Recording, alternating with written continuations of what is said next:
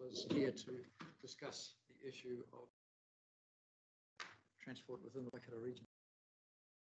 Meeting is open. Jeff Penno is the only apology that I have.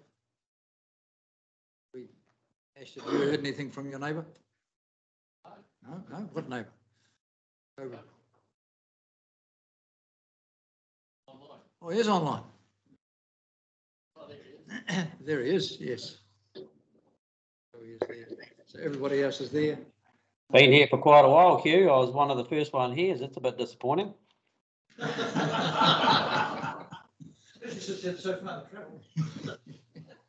Well, if you'd come through, you would have hit a major crash on the Waverley Road where it hits that right-hand turn going over the railway line, because there's cops and fireys, everybody around there, and you sit there for quarter of an hour.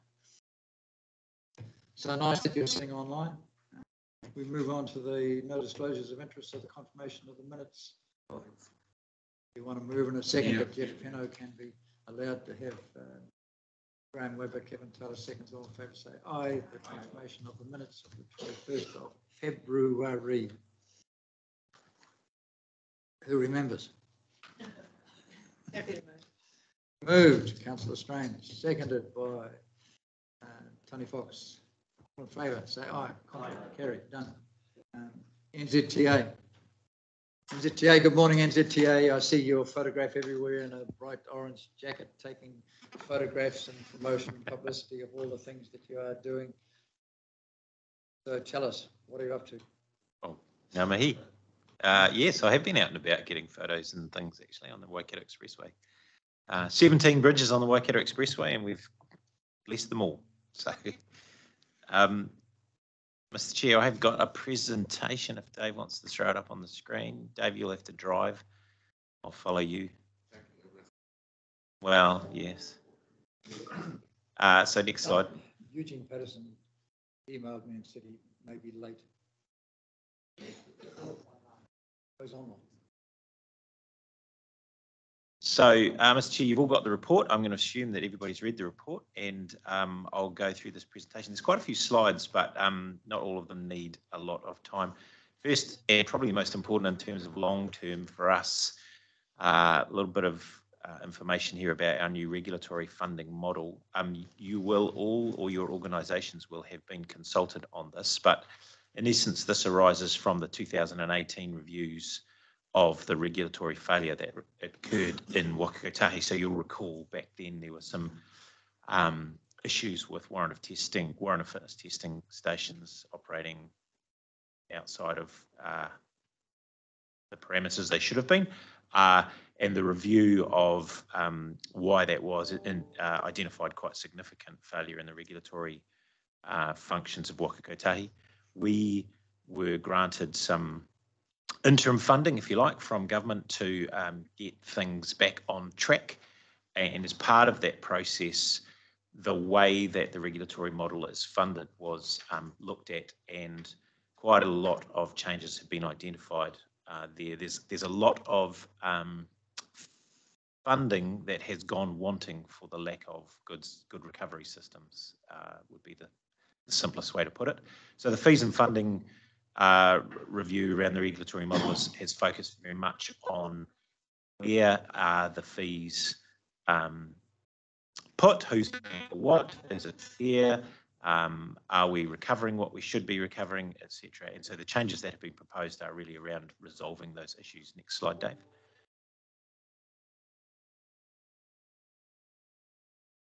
So what we've consulted on are 8 areas of change. So how revenue is allocated to different regulatory activities, and that includes, for example, driver's licensing, how you pay your fees for your motor vehicle licensing and registration, where road user charges go, or actually where they're recovered from and where they go, because one of the points of contention is, okay, I'm paying my road user charges, but you're spending it all on walking tracks or whatever. So how that funding is distributed is also part of that review, and how electronic road user data is charged for. Now, there is some implications to that for RCAs, but it's very, very minor. So we will be recovering the cost of people using road user data for economic purposes. by far the biggest component of that are the commercial users who use it. It's not RCAs or regional councils. I think we did some numbers on, might have been Waikato Regional Council, I think, and it was something like $1,000 a year or something total. Do you remember that, Mark? It was minor anyway. But the point is there's an enormous amount of money that is made by people using that data and accessing that data, and recovering some of that was quite a high priority. Consultation period closed on the 13th of May. We got quite a lot of submissions. We'll be working through those over the next month or so, and then a proposal will be put up, or a confirmed proposal will be put up to MOT and Treasury for the review for that review. Unless there are questions, I'll move on. No, goodbye. Next slide, Dave. Tirohanga Whakamua. So this is the 30-year plan baseline network version, and I've talked to you about this before. Really, this is just on here to say that that was launched on the 14th of March. So we talked about this in the lead up. This is essentially the 30-year plan that sets out what the land transport system should look like in 30 years. The point of this really is that it helps steer for us and our partners, our investment partners, you know, what the priorities should look like over the next 30 years. And you can find that on the website. I'm not sure there's a link on there, but we can, I mean, it's pretty easy to find. It's a digital tool. It throws up maps. It throws up spreadsheets with data on you know, longevity of different parts of the system, et cetera, et cetera. And as I say, the idea is that that will help us steer our way, for example, into the next RLTP and NLTP as we move forward. We'll update it as, for example, the GPS and today the emissions reduction plan come in, and obviously we'll make some changes to what those priorities look like and where those investments need to be. So it's not set in stone, but it does give that nice 30-year view of where the world should be. Next slide, Dave.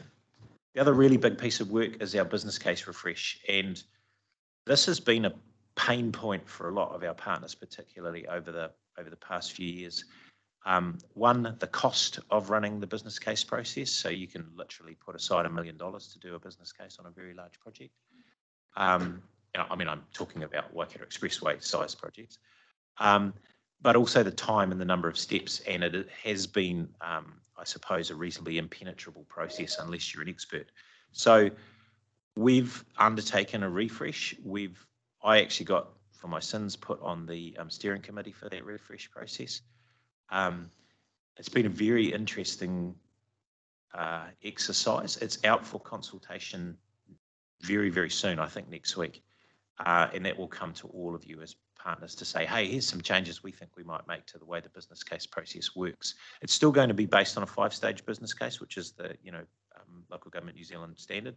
But there are, and I can just tell you off the top of my head, there are some proposals that would, for example, allow projects that have been through a robust process such as future-proof or smart growth to move quite considerably forward in that business case process because of the consultation, et cetera, that's already occurred, which is currently one of the criticisms. For example, Tauranga City have said to us, we've just been through this enormous process. We've got ministers signing off on all these priorities, and then you make us go back to an indicative business case. Thanks very much. So we're hoping that feedback comes back. One, maybe it doesn't go far enough, or two, the changes we've made are worthwhile. So yeah, please take some time and have a look at that, or at least get your teams to have a look at it, because it actually is quite a costly component of the process. The other observation I'd make is what's really obvious from talking to stakeholders is, to date, it's been used as a compliance process. So we'll just get this out of the way because we have to, rather than a process of looking at whether what is being proposed actually is a sensible investment and will actually achieve the outcomes. And that's the point of a business case, right? Not a compliance process, which is pretty much what it's become. Just a quick update on the New Zealand Upgrade Program. So for us, NZ Up particularly would be State Highway 129. That's the big investment from the New Zealand Upgrade Program. But overall, the New Zealand Upgrade Program across the country is a huge investment. A lot of projects, and one of the really cool things that's come out of it is a partnership with MSD around trying to get local employment outcomes and local business investment from those very big investments. So if you're going to invest $300 million, for example, or $600 million on a road at Takitimu North in Tauranga, why would you not try and grow local businesses and give? And because that project has got a decade-long lifespan, why would you not try and invest in those guys, grow those businesses? So MSD have come to the party to help with that, and we've been working really, really hard on that. Hub City Council, Tauranga City and Western Bay District particularly, and actually have some really cool stories that are coming out of that of local employment. There's a welder, a small welding company in Tauranga, and the chap that was there was really, really keen to get involved, didn't have the scale, didn't have the staff. He's now got 20 staff, I think, and has scaled up to a $300,000 contract for some works on Takitimu North Link, doing some of the welding for the bridges that go across. And he's very likely to continue to scale up as a consequence of that local procurement. He would never have been someone that would have been looked at as an option because he just didn't have the scale. So the help from Ministry of Social Development's enabled him to kind of bridge that gap. So there's some really good stories that are coming out of that. We will continue with that project. Obviously, those NZ Up programs have got quite long lifespans, and we will be looking to do the same when we get into State Highway 129 roundabout, and in the longer term into the Cambridge-Shipyaredi bypass. To some extent for us, it's somewhat business as usual because we've done a lot of this already with the Waikato Expressway and Waikato Tainui, but not everyone is Waikato Tainui. Not everyone has the scale to kind of support that program. So yeah, really exciting, good news story. Next slide, Dave. This is the other really exciting good news story. So Māori bilingual traffic signs. So we now have the Kuta sign. I think I talked to you about this before. The provisions around what has to be on a road sign are incredibly prescriptive. You can't even add a full stop without having a statutory process. So this has been quite a process to go through to get bilingual signage. Kuta was the obvious easy win. They are now required whenever existing signs need to be replaced or there's any new signage goes in. And we're currently looking at a selection of other traffic signs that will go out for public consultation later this year.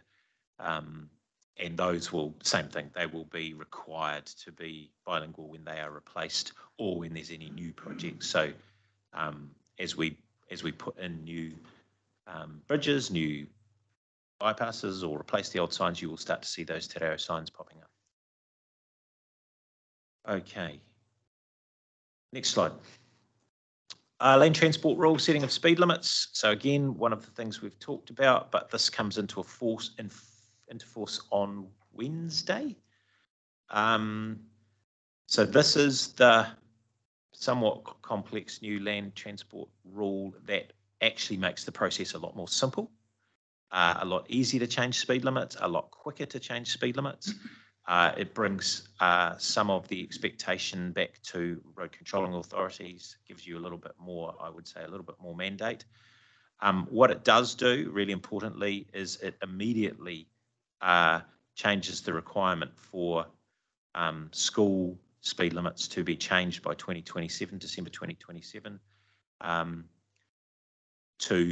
Now there's two types of school. One, if you're in a 30-kilometre, if you're currently in a 50-kilometre zone, you'll drop to 30. If you're in a 80-kilometre zone, you'll drop to 60 automatically. That's the baseline. You can change that if you're a road controlling authority. You just have to justify why you're changing it. Hey, David, why 2027? It's staged, Ash. So the aim is to have 40% of the work done by 2024, but it will take quite a bit of time because you still have to go through a consultation process. You still have to do the signs still have to be replaced. The GPS work has to be done, etc., etc. But we're aiming to get 40% done by 2024. Yeah, it would have been nice if the legislative change had just said, boom, it's done. Now go and change the signs. It says you still have to go through some process to make that change occur. And partly that's because, for example, I'm just thinking Whenua Kiri School, for example, if you change that immediately, you also have to change the 100k in the end, presumably probably put in an 80k zone to lead into that. Otherwise, you're going to have people transitioning from 100k's to 60 very, very quickly on a blind corner. So it's those little bit of extra work that has to occur to make those work. Consultation ordinarily is a good thing. When you have a coming up red, is it? This red is on. God, Just learn how regional council does things. Green is. I've been learning a bit in the paper lately. Hi, Barry. Yeah, ordinarily, I think, the consultation is the way to go. But when we have something as important as this, and I battled for 2.5 years to get that speed limit down outside the Maritiri School on State Highway 32, to me, it's a no-brainer. You're trying to protect those lives of our grandkids and kids that go to those schools. If there was anything that they could do, I'd agree with Mayor Tanner to bring that down quicker. I think it'd be most appreciated. I really do. So you could, so it sets those, what the rule does is it sets those minimum speed limits immediately, but it gives a period of transition. You could move more quickly if you wanted to. And really it's about those ones where it's an absolute no-brainer, it's really, really obvious, they'll change, they can change tomorrow. The ones where, for example, the Whenuakiri example I gave, where you will need to transition a 100k zone into a 80, into a school zone, they will require a little bit more nuanced work. And it's not the school speed limit that's the issue, it's the lead-in speed limits that will be the challenge. Ask David, in terms of where I came from for State Highway, what is the change there? I mean, is the State Highway different to a local road where you've got a local? So the land transport rule applies to state highways in exactly the same way as it does to local roads. We are required now through the land transport rule to prepare a 10-year speed plan. We are required to go and consult. We are required to bring that through the Regional Transport Committee as part of that process. And our component of that will become part of the regional plan. For each of you, exactly the same thing. You're required, and you can either do it on your own if you want to, or you can do it through the RTC. You're required to produce a 10-year speed plan. You're required to consult on that 10-year speed plan, and the beauty of this is you're required to consult on a 10-year speed plan, not on 100 different speed limit changes over, individually. And then that will become through the Regional Transport Committee or the Regional Council, through the Regional Transport Committee will coordinate the consultation process. If you choose for that to occur, you could do it yourself if you want to. My suggestion is it will be much more efficient if we all do it through the Regional Council. And that will then become the regional speed plan, and then we go forth and implement. Toby Adams, got a question. Yeah, good morning. And good morning to you, David. You hear from me a lot recently. Hey, just two questions on your funding model, and you've got the safety as being one of the outcomes. Do speed changes come under that or not? You mean on the regulatory one? Yeah. So yes, to the extent that the regulator, for example, controls this rule, it does. So we've got two functions. One, we're a road controlling authority, and two, we're the regulator for the land transport system. So to the extent that the regulator controls this land transport rule, yes. To the extent that we are then the road controlling authority, we're still subject to this rule. We can't bypass it. Yeah. The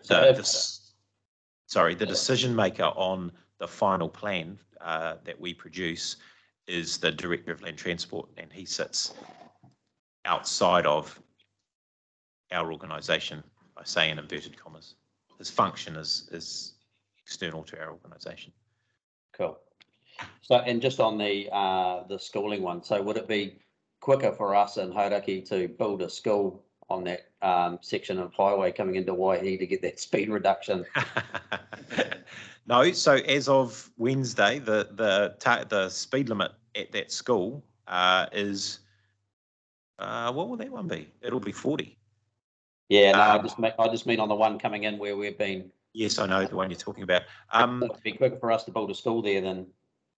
No, well, no. There's relatively good news on that. That is moving reasonably quickly now. We've as you know, post State Highway 5, we kind of had a wee pause on speed limit reviews. We've now been pushed ahead on the ones that we think are priorities, and so that State Highway 2 is moving again. I don't think you could build a school quite as quickly. It might be touch and go. Oh, I could get it out and make it a Kohanga Rio within about 3 days, I reckon. Sweet as. You go, Toby. Okay, awesome. Thank you. Refab, drop it in. Okay. Next slide, Dave. So just some local updates. So that's sort of the national stuff. Local updates. Next slide, Dave. So the Waikato Expressway, just by way of an update, we are working on an opening event for the Waikato Expressway at the moment. We are 99% there in terms of completion. As I say, we've been and done the blessings for all the bridges. The lines are being painted. The medium barriers are being put up. It looks pretty amazing. I've now driven the whole length of it in multiple sections as we've done all the blessings. It's going to be an incredible road. The dates that we've proposed to, which what we're trying to do is line up Kingi Tuheitia and the Minister at the same time, and that's proving to be a little bit challenging, but we're looking at mid-July for an opening, which will be, we'll have an event and then the next day we'll open the expressway. We will also complete the process for the 110 km/h speed review, and we'll announce the outcome of that after the expressway's been opened. There's just a couple of little timing delays on that. So it's still the intent that the expressway will open at 110 or very shortly afterwards. We'll change to 110 kilometres. There's some more pavement. I think I've talked to you about this before. There's some pavement improvements that have to occur around Ngātawa here and in those kind of more northern sections that have been, in place for quite a long time. If the 110 is intended to apply up to Hampton Downs, after which it will go back to 100. And the reason for that is the ground conditions there mean that the road surface, we just cannot guarantee that that will be appropriate for 110 all the time. So ironically, you will have to slow down at the speedway. The other thing I'll just highlight here is State Highway 1B. So State Highway 1B at Telephone Road and State Highway 1B at Telephone Road remains closed at the crossing, the railway crossing. We've had a very, very thorough look at what our options are at that site. So you will be aware, I think, that we closed the that section because there was some quite significant damage to the railway track. I didn't realise how significant until the team showed me the photo of the piece of railway track about that long that had literally been pulled out of the road. And so naturally Kiwi Rail said to us, not safe. That's a derailment waiting to happen. There's currently 38 trains a day go through there, forecast in the next sort of 15 years to get up to 100. I don't know if Angus is online. He can. No, he's not. I am. Oh, you are. Cool. So Angus from Kiwi Rail and his team, my team and Waikato District have been working really, really closely together to try and find a solution or a series of solutions for that section of road. At the moment, the diversion remains down Seddon Road, which we are getting lots and lots of feedback on. The short answer at the moment is that we have not found a practical option to create a situation where, one, we can assure Kiwi Rail that the corridor on the railway will be safe under all circumstances. And what you've got to remember is that this is Kiwi Rail's corridor and the road is there by their approval, and rail takes priority in this case. And two, we are yet to find a solution that actually resolves the traffic safety issues there, regardless of the railway track. So those of you that know that intersection know that there's very little stacking distance between the rail track and Holland Road. You'll know that it's got the funny little dog leg that occurs. You'll know that it's been one of our very, very high priorities in terms of safety for a long time. It's not a safe intersection, even without the railway track. And so we've been looking for solutions to address both of those. We're still working on it. In the meantime, the diversion is in place, and we've been working with Waikato District about what we'll do to remedy Seddon Road, as and when we've finally found a resolution. Angus, I don't know if you want to add anything. Oh, just to reiterate that for us, it's twofold, right? So first of all, is that it's one of the busiest lines that we operate. Where half of the inbound and outbound freight from the port of Tauranga is shifted along that section of line, plus a bunch of other customers. So very busy line, 38 trains a day, as you said. But the second one is actually the most important, which is that safety component. So we just can't have a risk of potential derailments for our train drivers and for any members of the public who might be there at that time. And I'm told that in the last 5 years, there's been about 3 repairs required to that particular section of the track. And it's a level of, operational repair frequency that is just not really tolerable for us. So we're going through the process of Waka Kotahi and Waikato District Council just to see if there's anything we can do. But as David says, it does seem like they're all cost prohibitive. So we'll continue to work on that. As I say, the team, essentially what we said to the team is nothing is off the table. Give us any solutions you can find. Are there ways, for example, we could just get light vehicles through there? Because what we do know is that the damage is occurring from heavy vehicles, low loaders, potentially, agricultural vehicles. It's not cars, but even if we can get them through without damaging the rail, we then need to look at the stacking, the safety issues as well. So yeah, we've said to the team, nothing's off the table. Throw us any idea you've got, and at the moment we have. But yeah, most of them are somewhat cost prohibitive, I would say, including lowering the rail. Even that's been considered. Again, something in the order of $8 to $12 million to do that exercise. So then it's not small money. Roger, do you want to add anything?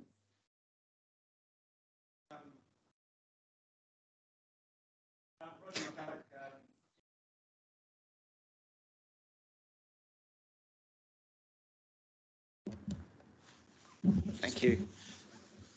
So, yep, there's been a team effort between Waka Kotahi, Kiwi Rail and Waikato District Council. Councillor Maguire has been receiving a lot of community feedback on this.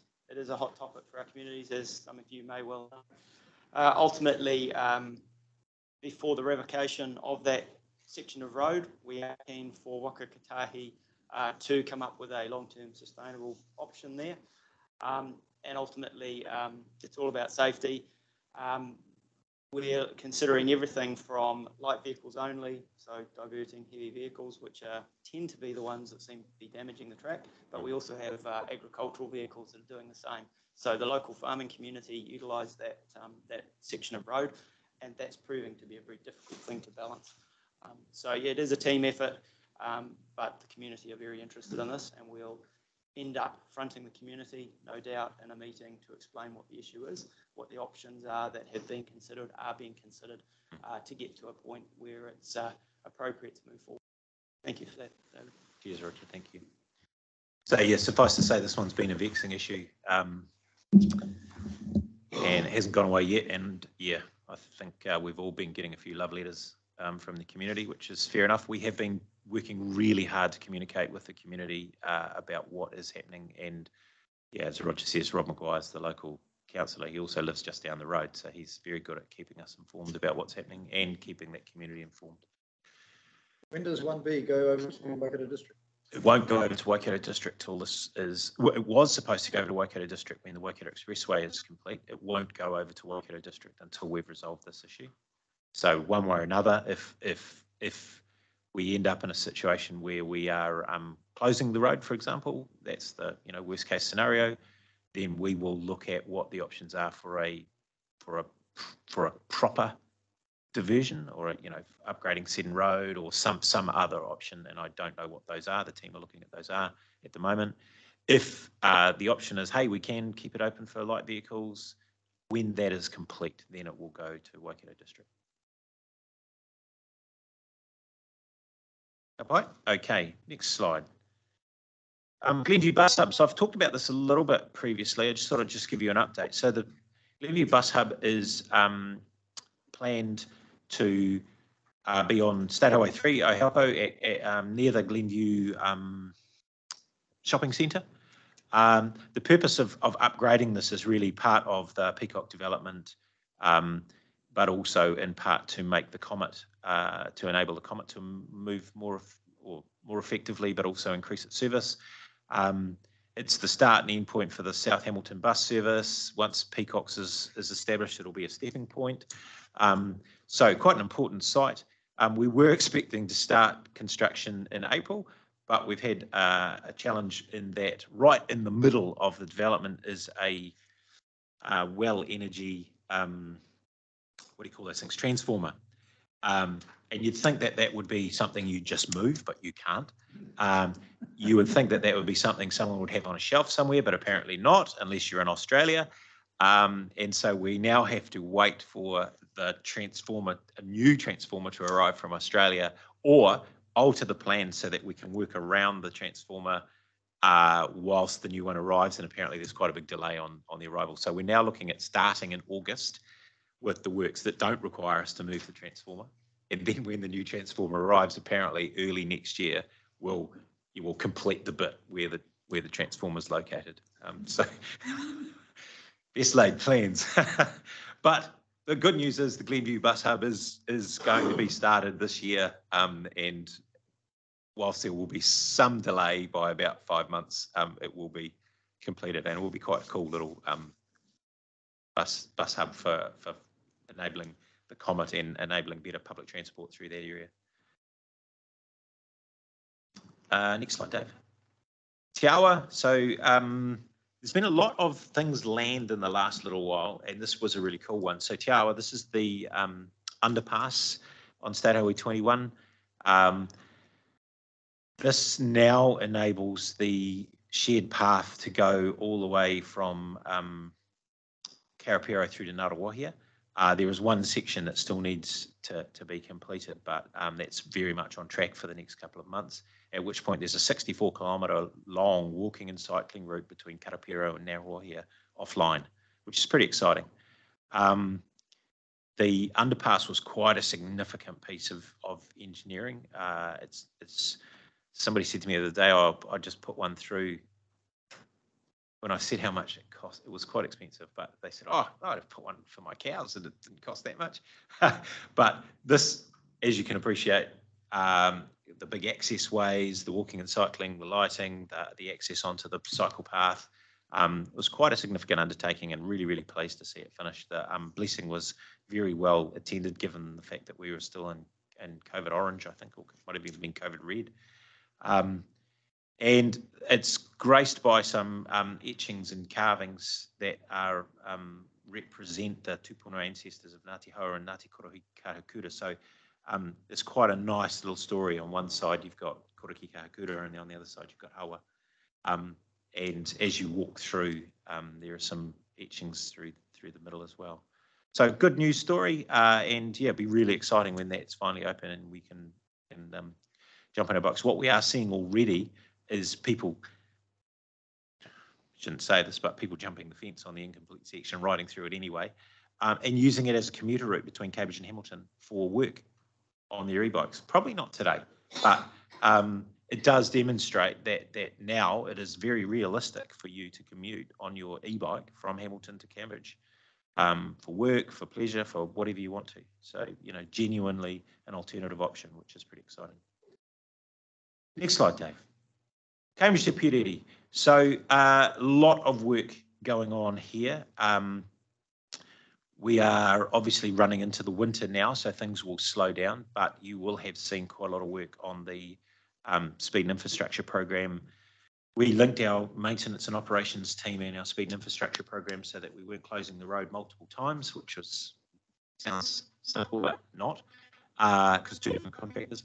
But we are putting median barriers, we're putting rumble strips at the moment, 5.4 kilometres of median barrier just past Mangatauchi Road, 1.6 kilometres of median barrier that's going to be installed north of Mangatauchi Road. The idea there is obviously the median barrier stops the crossover, the head-on crashes, which are the ones that are most dangerous. and occur quite a lot on those roads. A lot of times they don't result in a head-on crash, but there are a surprising number of crossover events that occur. Once you put these median barriers in, you suddenly start to realise how often that occurs. And, 40 times in a year, you end up having to fix them. You suddenly think, gosh, how many of those, but for the grace of God, were a fatal accident? So a lot of work going on in there at the moment. The reason we're progressing with that work is because obviously the Cambridge to Piedmont bypass, the long-term expressway extension, is some years away. We need to keep this road safe in the meantime, and this is the best way to keep it safe. The one, I suppose, significant issue along this section of road has been passing lanes. In order to put the wider median barriers in and not go closer to the Waikato River, which Waikato Tainu said to us they wouldn't allow us to go any closer to widen the road to go closer to the river, we are having to sacrifice some of the passing lanes, and particularly the one as you go up the hill if you're heading south past Mangatautri Road. It's not the best of passing lanes anyway, because what happens is people come to the top of the hill and suddenly go, oh, crikey, I've run out of passing lane, and you see some pretty horrific merging occurring there. So, but we are maintaining the passing lanes further north as best we can, because we are aware of we always get the comments that you'll create frustrated drivers, they'll do silly things, etc., etc. So we're maintaining those passing lanes as much as we can. The Ferguson Road section, there's 7.5 kilometres of safety works going in there.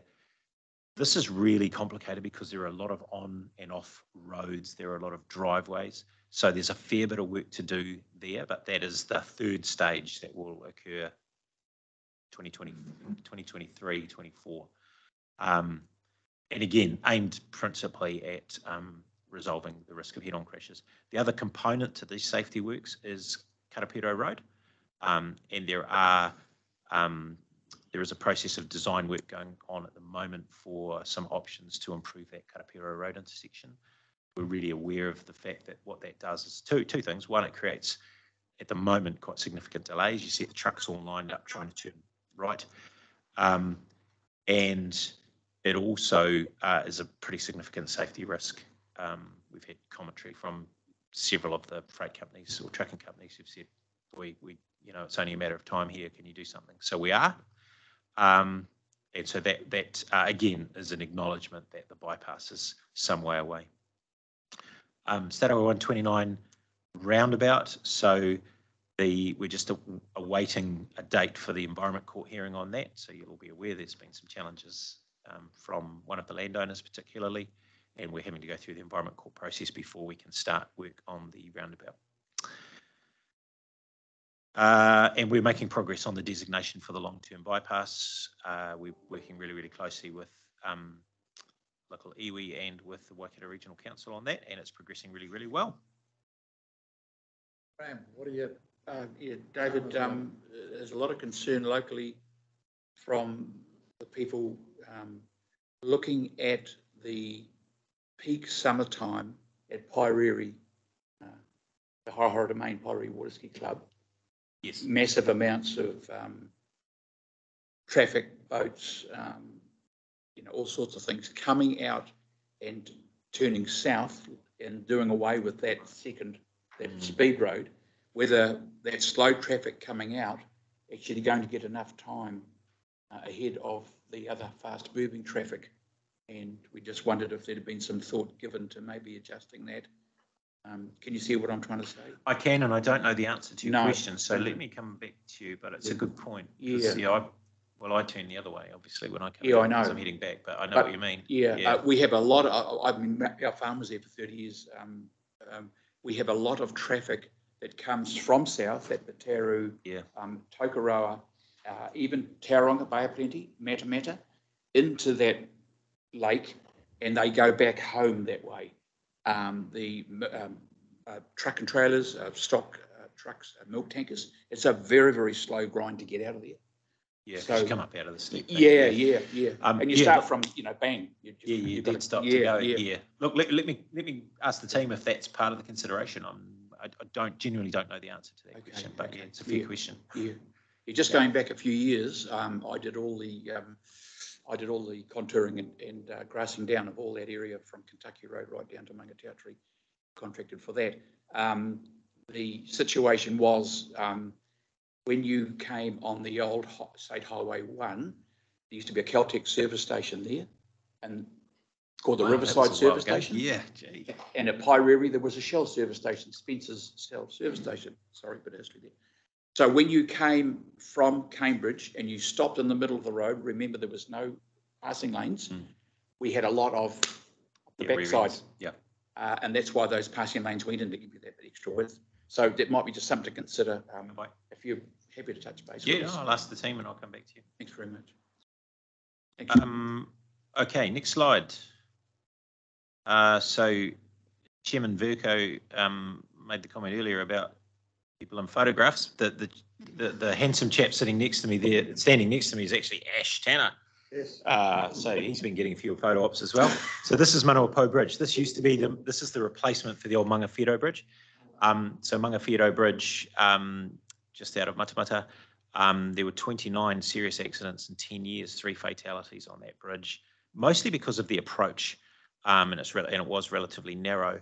So we've replaced it. Manawapo Bridge is wide, it's straight, it's a very nice piece of engineering. This was done by SWAT contractors, and we opened it April, 19th of April, I think it was. The other cool thing about this was that because we put the temporary roundabout on State Highway 29, we were able to finish the project 4 months early, ahead of schedule, because we could take the traffic off and use the diversion. And as part of putting that roundabout in, what the team have realised there is that in the longer term, a roundabout is most likely the right solution from a safety point of view in the Safe Improvement Program for that State Highway 1, State Highway 29 intersection. The roundabout that was there, the temporary roundabout, needs some modification from the design.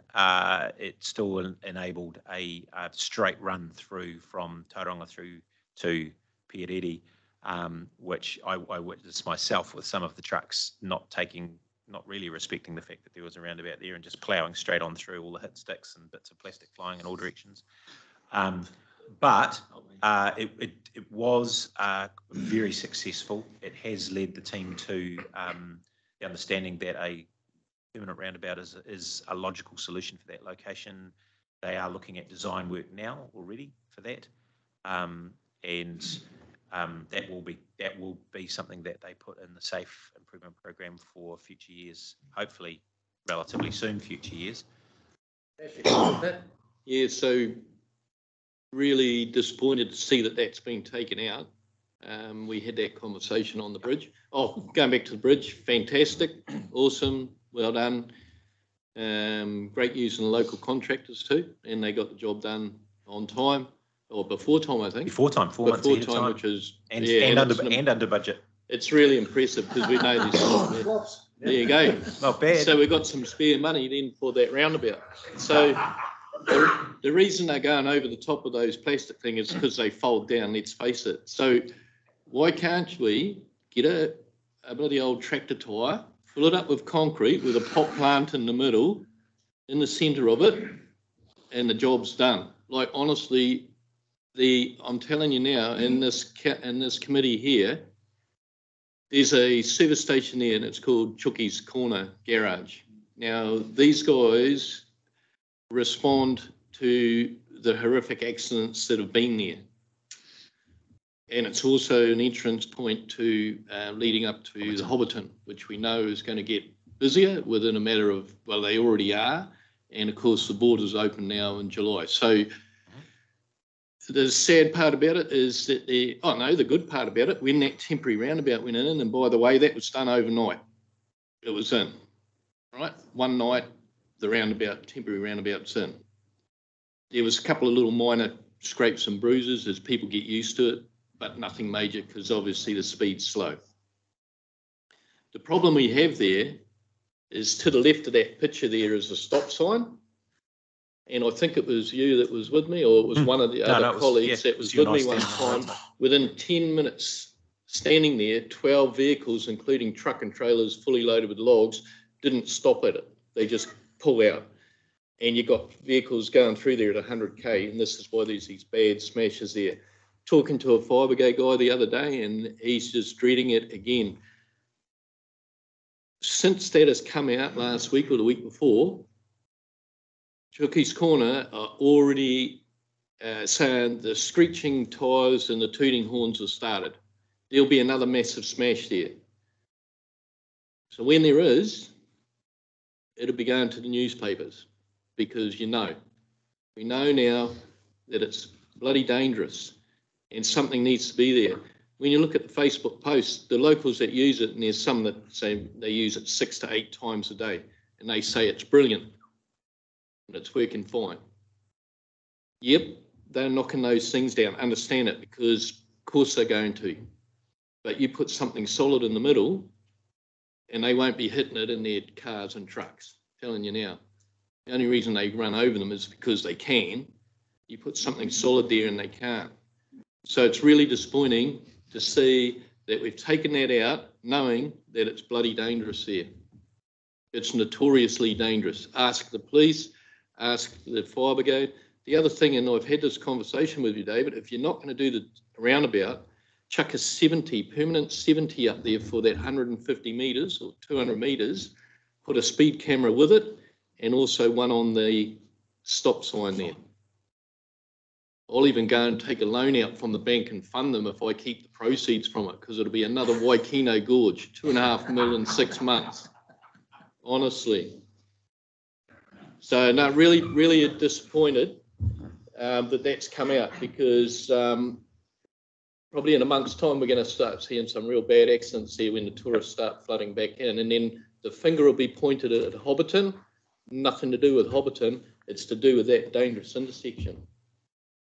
I'm not happy as you So can imagine. yep, so all of those things have been considered. We've heard all that feedback. We were also putting our staff in immediate danger of having to repair the damn thing every day, twice a day. Health and safety risk was not worth it. If one of our staff died, we'd also be front page of the newspaper. So on balance, the risk and the cost, the very significant cost of maintaining that roundabout on a daily basis, made it both uneconomical and unsafe to keep. But we have learned enough to know that a permanent roundabout will be the ultimate solution, and that is currently being factored into the plans. And it will be, as I say, on a better alignment than the current one. But yep, absolutely accept it's a dangerous intersection. And those interventions are all of the things that are being in plan at the moment. You know, we sit around this table and we're still talking about road to zero, and we're doing this and we're doing that, you know, and yet where there's some really important things, this is what frustrates me.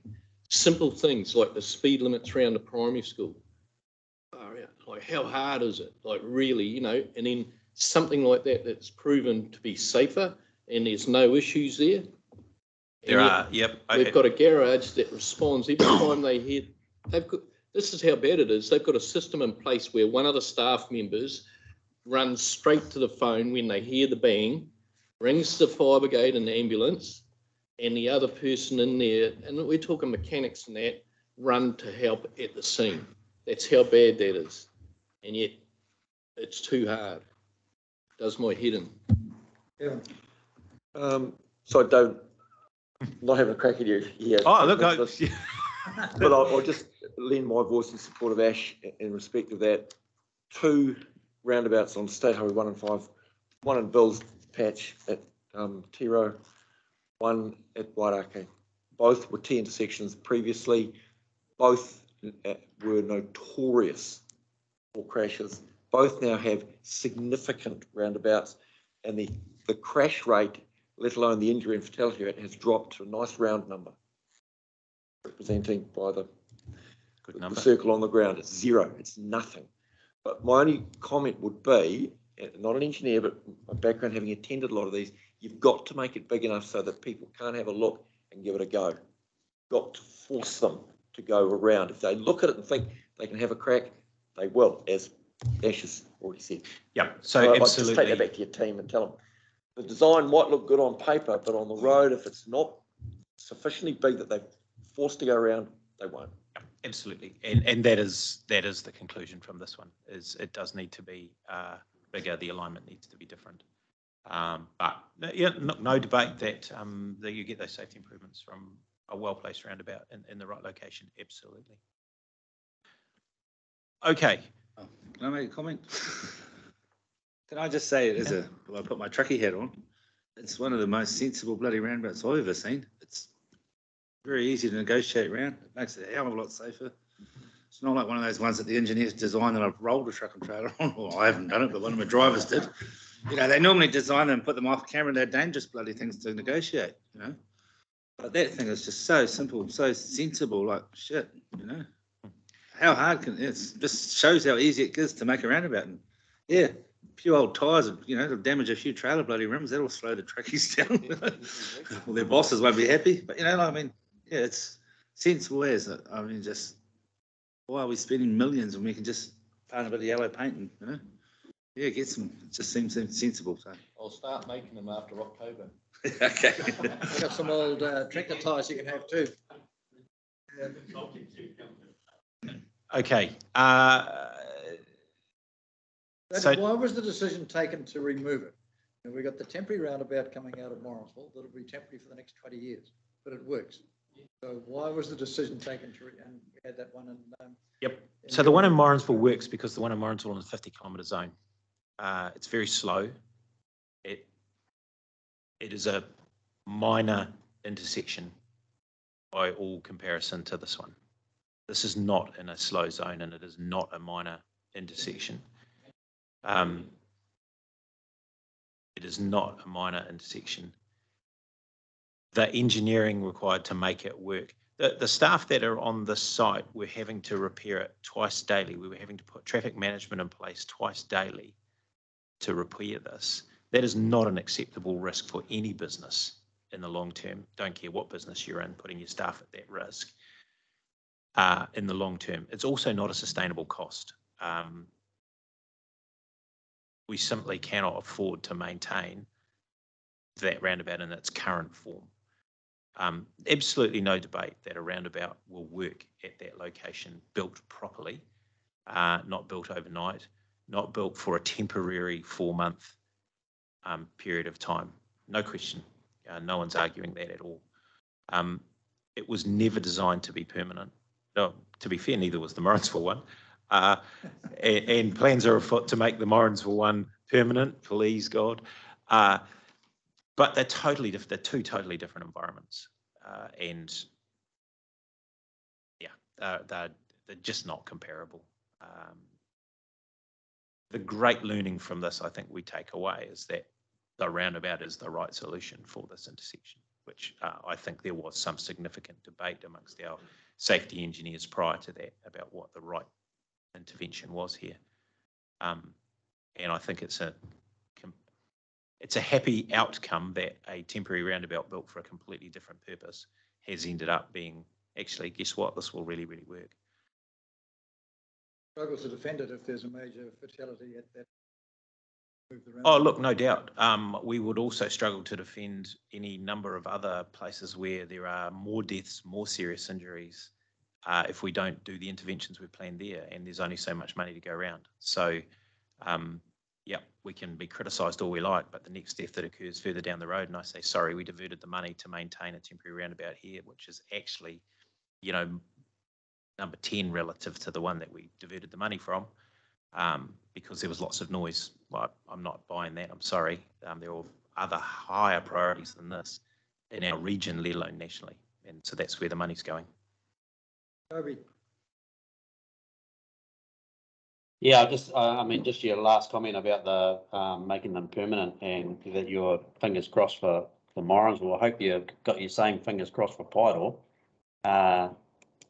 I spent a lot of time with your safety engineers prior to your time explaining temporary roundabouts and why they can't just be used to have as a trial to go forward to see if they can work. And obviously they've been hugely successful wherever they've been put in. But if you're going to make one permanent, geez, don't forget about Pydor, mate. Yep. It's on the radar, Toby.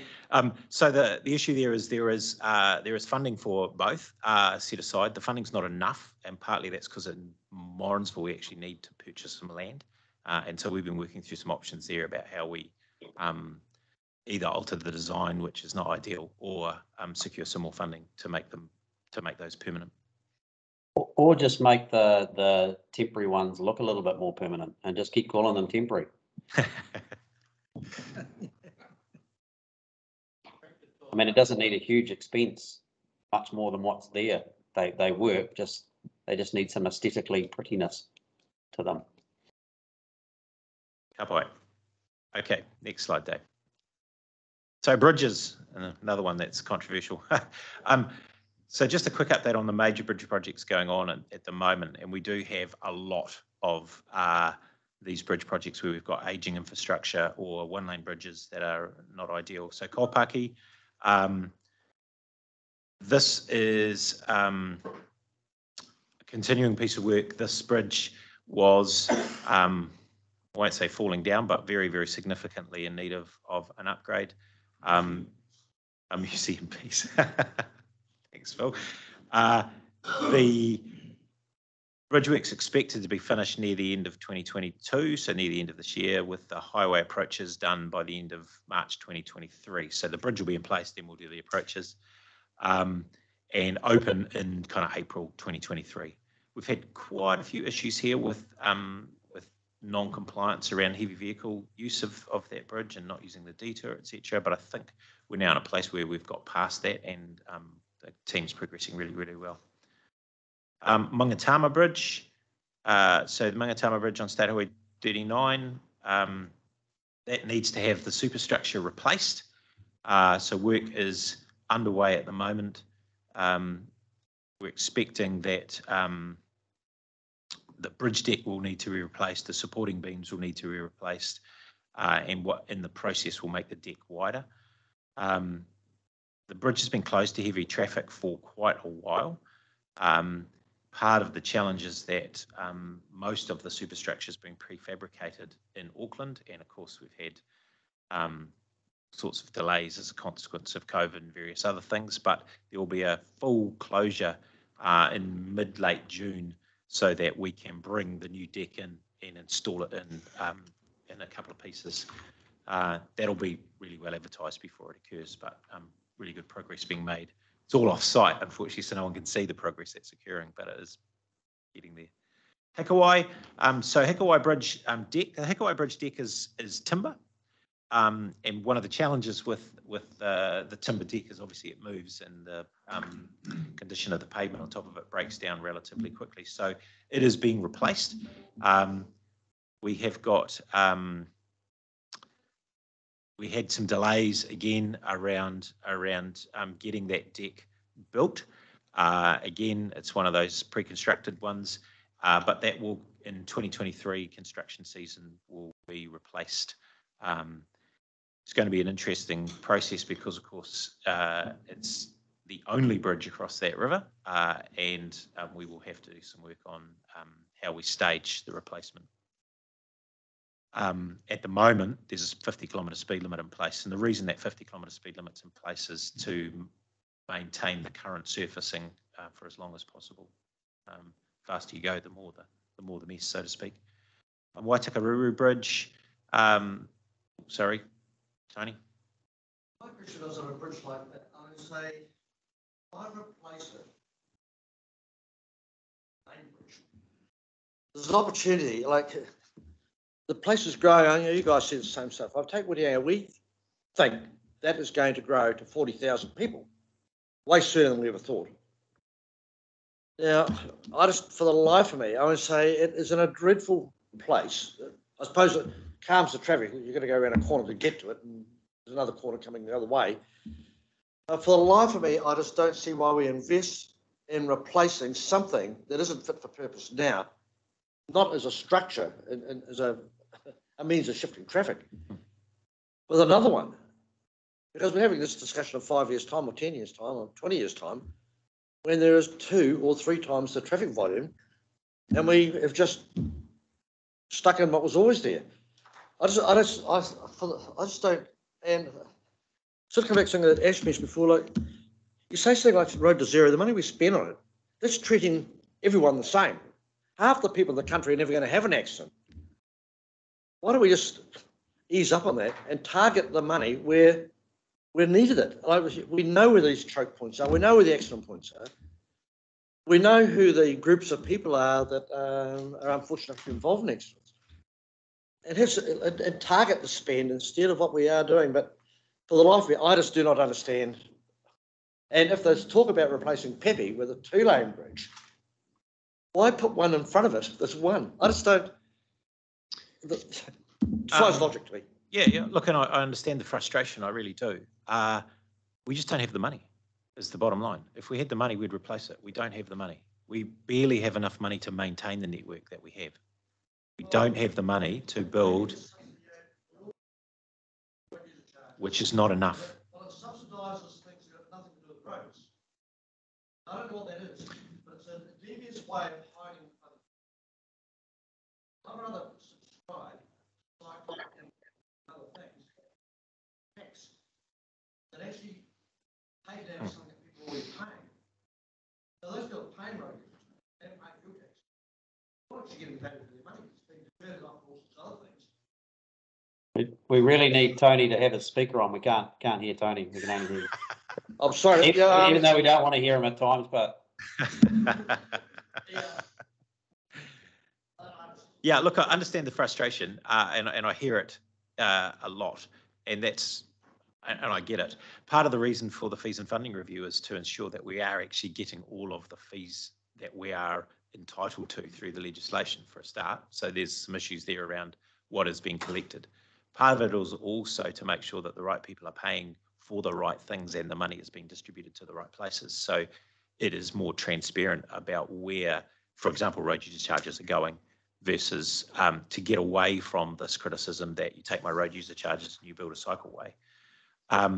Part of it is also about explaining to people the benefit, for example, of putting actually cross-funding public transport so that there's less congestion on the road, or increasing walking and cycling so that there are less pedestrian incidents, for example.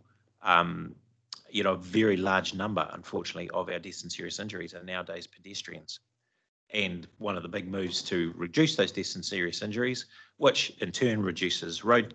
I mean, every time there's a crash on the road, everybody stops. There's massive cost to that. Okay, let's have them separated. So we have mode separation. It's a juggle about what your priorities are. At the moment, we simply do not have the money to build a new bridge everywhere that everybody would like a new bridge. There just isn't the money. So we have to prioritise. That's part of the purpose of the National Land Transport Plan, and part of the purpose of the Regional Land Transport Plan is to say, what do those priorities look like? Pepe Stream, absolutely, Pepe Stream Bridge has become a choke point that needed to be resolved and will be resolved. I've driven up there my entire life. Hikawai Stream Bridge is not a choke point. It is not dangerous, and it is not a site of accidents. So I'm sorry, it just doesn't stack up. Fixing it, keeping it going, absolutely, but replacing it, it doesn't rate compared to several other bridges on the Coromandel, let alone in the region. So we fix it. That's the best we can do. Ash. Yeah, here's a solution for your funding issue. Put a toll on the Bombay Hills, $2 in, $2 out. The money collected going in goes to Auckland and Northland roads, and the money coming out goes to Waikato roading, Coromandel roading. I think years and years ago, about 5 or 6 years ago, there was about 100,000 traffic movements. So you got about 1.4 million a week coming in. It'll be more than that now, obviously. There's your funding issue sorted. I can't see that's a real easy place to do a toll. They do it all overseas. Australia, you can play marbles on the roads over there. They're that smooth. Same with Italy. So when are we going to wake up and bloody get some serious funding for what needs to be done? So part of the fees and funding review, the wider fees and funding review that Ministry of Transport is doing at the moment, is looking at charging options, for example, congestion charging. It's looking at tolling. So the current tolling legislation, for example, you can only toll to recover the costs of maintenance. You can't recover the capital cost of anything for tolling, and you can't just put a toll on to, recover costs. Congestion charging, the application of congestion charging statutorily is incredibly limited at the moment, but it's something that's being looked at as part of that review. So there's some statutory changes that have to occur, but rest assured that is stuff that is being looked at the moment by Treasury and Ministry of Transport to resolve the funding issues. And as you'll recall from previous presentations, when we got the $2 billion loan to top up the NLTF, that was on the basis that we said to Treasury, we won't take the loan unless you can guarantee us that you'll move that fees and funding review forward. And so you did right, Ash. There are lots and lots of mechanisms by which we could, one, encourage people to use alternative modes of transport or take the pressure off some of these significant areas of roading, but also where we could. No, we don't have it set up.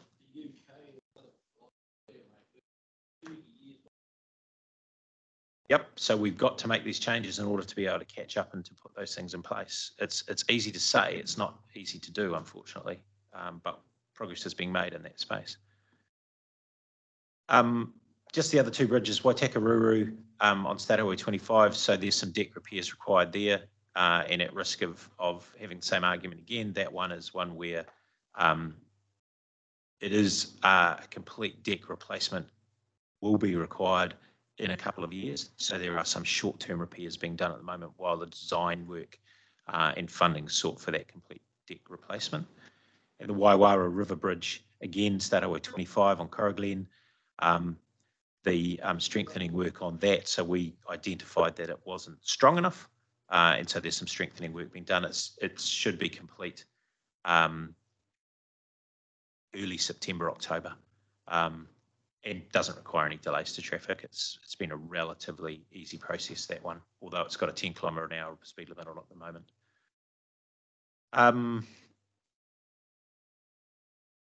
Dave, we might just skip through to the second to last slide, the maintenance program one. Yeah, that one there. So this is just a snapshot slide, which shows, and I guess the reason I'm jumping forward to this is just to give you a sense of scale of the work that is currently being done in our maintenance and operations program, which is bigger than it ever has been in the Waikato and Bay of Plenty. So 7.6 kilometres of resurfacing, 361 kilometres of resealing, 21 kilometres of rehab, drainage installation 20 kilometres, etc., etc. It's a huge piece of work, over 5,000 kilometres of road, and has been a huge undertaking under COVID, but has been pretty much successfully delivered. And so I just thought it'd be worth highlighting that the scale of the works that's occurred in spite of COVID. And, people have said, gosh, it's been a disrupted year on the roads. Well, that's why. As I say, it's been the biggest year ever from our maintenance and operations program. 7.2% seal, that seems hellish and low. Oh, that's improvement seal. So not I've got to say, more than 7.2% of our network is sealed. Matapiako got 98%. No, that's maintenance, seal maintenance. You got 7.2. That's the whole network. Yes, no, that's maintenance seal. Good point, Hugh. Yeah. So I might just finish there, and if there are more questions, Kate Pye. If not, I'm sorry, that's been quite a long presentation. Two very quick questions. I like quick ones. Thanks for your presentation. Just in terms of the business case review, and yes. You said that you should be coming out to consultation next week, but I didn't really get the sense of, and it's in your report where it sort of says that the approach was to make the process easier to understand and easier to navigate, which doesn't really give me the confidence that it was going to be improved, just that we're going to help all of you people that get frustrated work through it. So is Right. there an intention, Absolutely, an there's honest an intention. to improve it and make it easier, not just that we understand it? Yeah, absolutely. Okay. And that's the feedback we're really looking for. Yeah, So we okay. really want, if you look at it and go, really? Yeah, Then please Oh, we feedback will. and say, because Yeah. then it won't be just me saying it. yeah, oh no, it won't be. I find business case processes unbelievably Oh, tiresome, look. and I'm not a systems person, so they Yeah. make me crazy. So I guess Yeah. that's probably why I got put on the governance Yeah. board. But Good. yes, please give that feedback. If you Yeah. look at it and think, God, it's still a nightmare, Yeah, then give it. okay, It's great, absolutely the intention to make it good, simpler, easier, quicker, less expensive. yeah. I'd rather spend $100,000 Doing the actual on work. Ash's Yes. bloody roundabout Yes. than on a business case. Yeah, okay, cool. And just second question, you touched on it with one sentence during your presentation really, but what are the plans around safety and mode shift improvements on our urban state highways? And I guess one example is, I mean, the speed was lowered for traffic recently on Avalon Drive. A note, there's no 60k sign there, so people still probably trying to do 80. But there was an opportunity there some time ago as well to put in mode shift and cycling and separate it and stuff. So is there any work being done to sort those urban highways out in the city? Yep, nationally there's a lot of work going on, looking at reprioritising the Reprioritise funding. Don't say that in this room. I I don't want to take any money for bridges. no. So I guess what I'm going to say is the emissions reduction plan comes out today. The funding package that goes with that comes out in the budget. There will be a reallocation as a consequence of that. Okay. Because the challenge will be substantial. Yeah. Very, like beyond substantial. It Yeah. will be, we are going to have a huge challenge in front of us. And we are going to have to change the way we use our transport network, particularly private vehicles, particularly in this city in Tauranga, which are by far the two worst performing in the country. They're almost in a category of their own. So the challenge is going to be significant, and it is going to require a reprioritisation, and I'll use that word because that's what is going to have to happen for us to achieve the outcomes that are required, and that will go towards mode shift and multimodal programs significantly. I'll look forward to reading that big document today. But I know that the Infrastructure Commission did some work, and their strategy came out yesterday or this week or last week. Last week, yep. Haven't read that either. But in terms of hierarchy, what's the lead document? Because, I just get lost and confused. There's so much, and I wish we could just start again. I've often said that. I wish we could just start again with one damn plan. So for us, the government policy statement gives us our bigger direction. So the GPS says, here are your priorities, right? The GPS will get updated, I'm guessing. I don't know this for sure, but I'm guessing that it'll get updated as a consequence of the things that are coming out in the next few days and the infrastructure plan.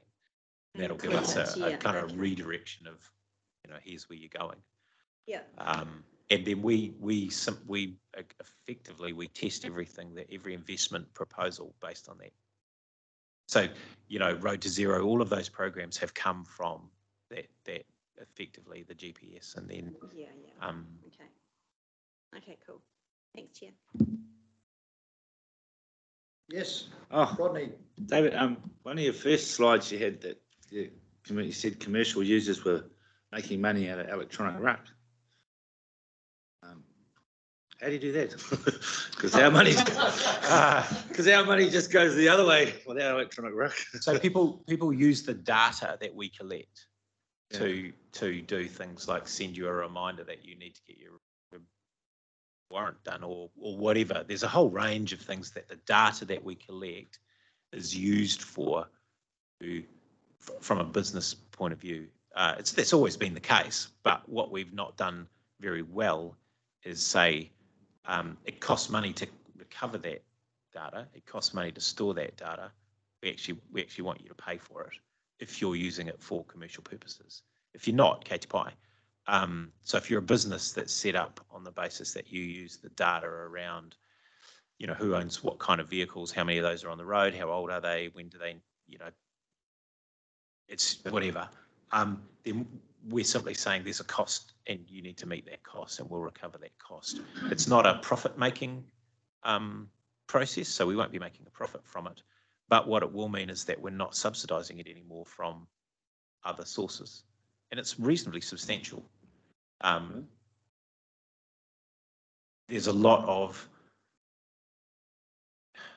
of money left on the table around a whole range of those regulatory services that we provide that needs tidying up.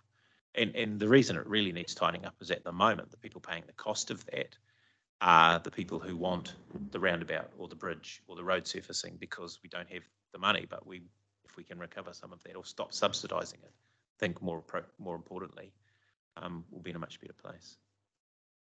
So yeah, I don't think there's a huge business opportunity there. I'm just trying to save money to keep going.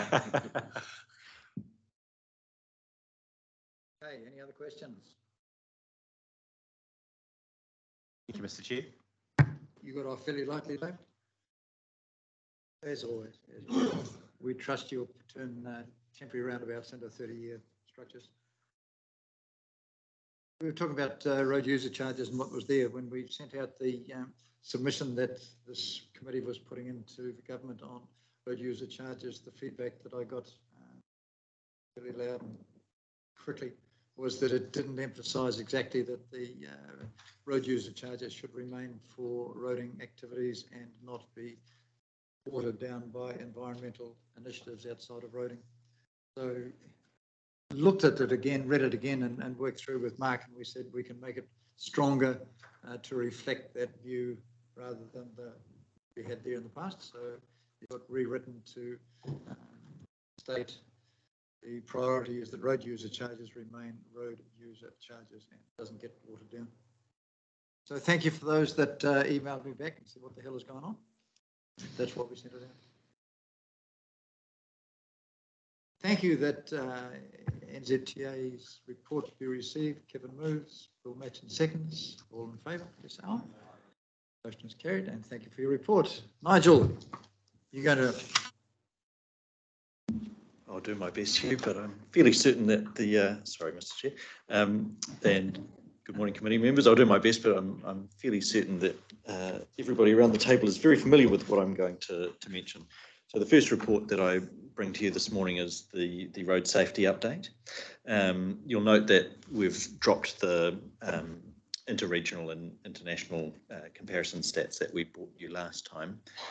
What we'll do is we'll return them to you on a periodic basis so that you can actually see changes over time. If we report on those too frequently, then it won't actually show you how we've been changing or making improvements on our roads. You'll note that at the time of writing this report, there were 122 road deaths on New Zealand roads this year. I checked this morning, that number has actually gone up to 143. And our Waikato figure is 27. So we're still hovering around 20% of our national road toll at the moment. And again, whilst we continue to provide a focus on this, it's probably worth noting that last week was Road Safety Week. And one thing that I think everybody can agree with is in our business, every week is Road Safety Week, but it's nice to have a national focus on it at the time too. But there's still a lot more that we need to do in this space. One of the ways we do that is convening our Regional Road Safety Forum. The forum, as members will recall, was enabled under this group to develop the Regional Road Safety Strategy, which is Road to Zero for the Waikato 2020. They haven't met in person for some time, and actually they're not meeting in person this time either. They'll still be digitally meeting. We had hoped to have met 2 weeks ago so that we could debrief with you what the team had gone through. They're meeting this Wednesday, and so what we'll do is we'll continue to bring that back, but what we need to do is just maintain a focus on the key actions and initiatives that we've got for all different organisations to support the delivery of that plan. David just took us through the recent release of the land transport rule for the setting of speed limits. Minister Wood signed that off on the 19th of April, and it becomes operative this Thursday on the 19th. And so Waka Kotahi has been engaging in a round of information sessions on this. And so working with both regional authorities and local authorities about what the impact of that rule is going to look like. That will be supported, and we haven't seen it yet, but its pending release is the guidance to assist us in the development of regional speed management plans and local authority speed management plans through what is the Speed Management Guide Road to Zero edition. So that's going to be coming out shortly, and that will actually let us know what we will be required to do. Members might recall the submission that we made to this rule. It was last year, so it was over a year ago that they undertook the consultation. So it's taken a little bit of time to process, but what it will mean is that on the back of this, we will have an obligation to develop regional speed management plans. Now, I don't have the details for you on that at the moment, but I will be analysing that and bring it back to you as soon as we're able to. We continue to work across the region on our road safety education and advocacy. One thing that, again, members might recall is the Regional Council hosts the Fleet Day. And so that's been a great success in the past, and it's been an opportunity to enable fleet managers, large organisations, local authorities to come together and understand sort of best practice for both safety and fleet management.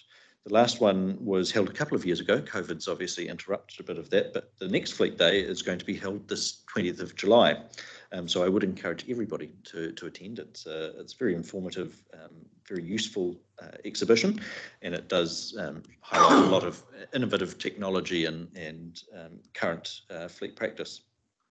So please, if you do see that, do come along. Other work continues to occur with driver licensing support, particularly for at-risk rangatahi and their whānau, and Waka is undertaking quite a lot of work in that space at the moment. And we continue to work with interested parties such as Students Against Dangerous Driving, and actually one of the things that they are undertaking at the moment is a video clip competition to promote safe driving, and so entries for those close on the 8th of July, and we'll be helping to assist the evaluation of those and using that to communicate with our communities.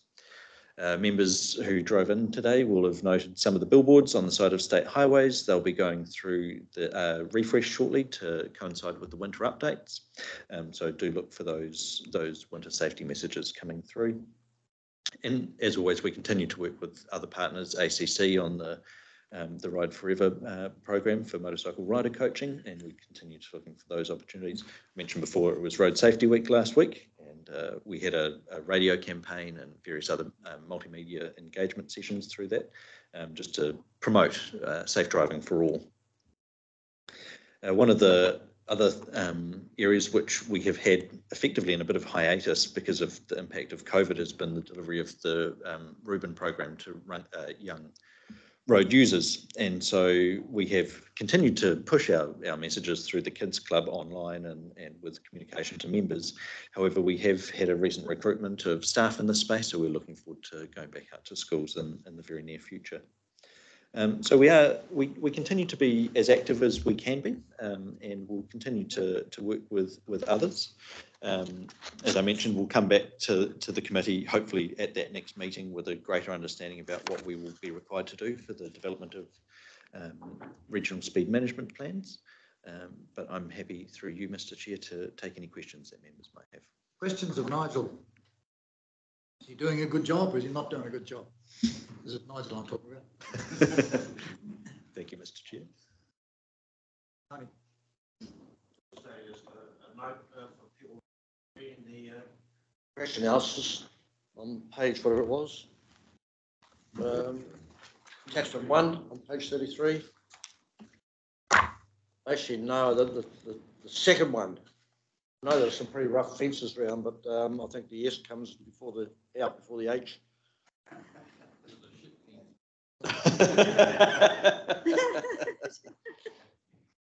Gosh, how did that slip through, didn't it? Oh, Well, it okay. didn't slip through. Thank you, sir. We'll take that one on board and make sure it's not in the next one.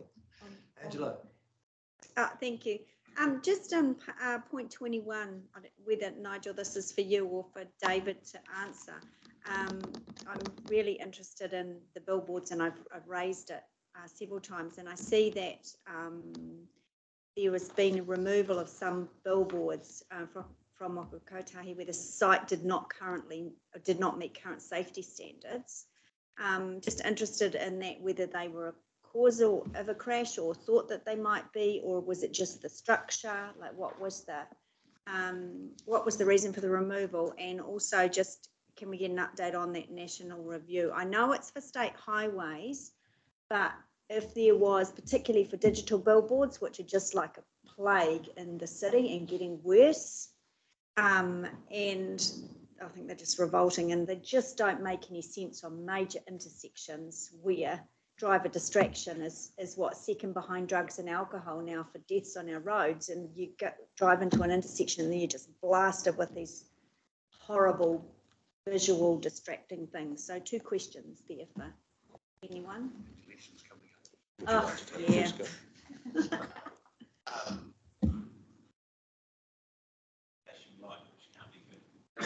I'll just There we go, now we're ready. So the really short answer to your very specific question is I literally have no idea, but I can come back to you on that. It's a level of detail that I'm not over, unfortunately, but I can find out.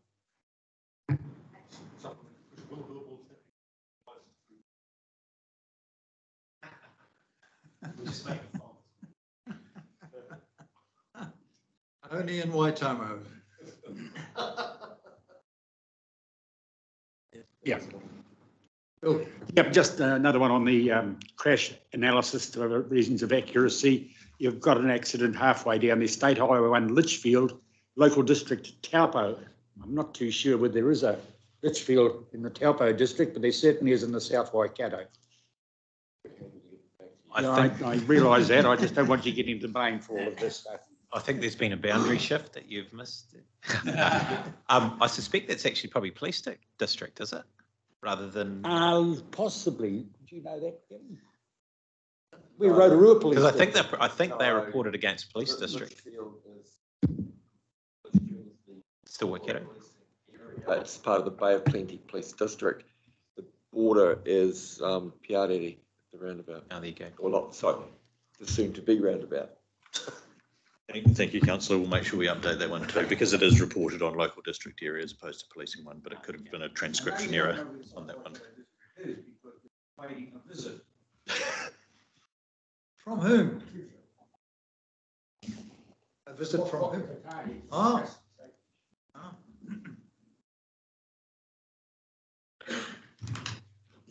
Any other questions, comments? All happy? Moved. Ash Tanner, seconded. Phil Brody, that the information that Nigel has provided is received. All in favour say aye. Contrary, no. Carried. Nigel, you're on again. Thank you. I'll continue.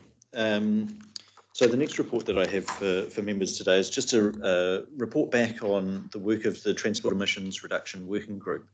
Again, members will may recall the report that was brought forward in November last year, establishing the working group.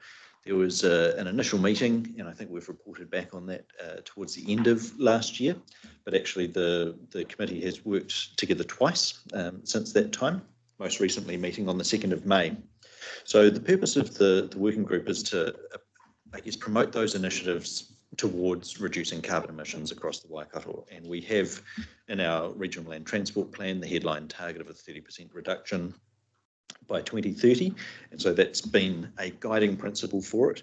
But the working group has looked at that and will seek some refinement of it. And I'm conscious there are members in the room who have attended these meetings, and I'm happy for any of those members to contribute as I go.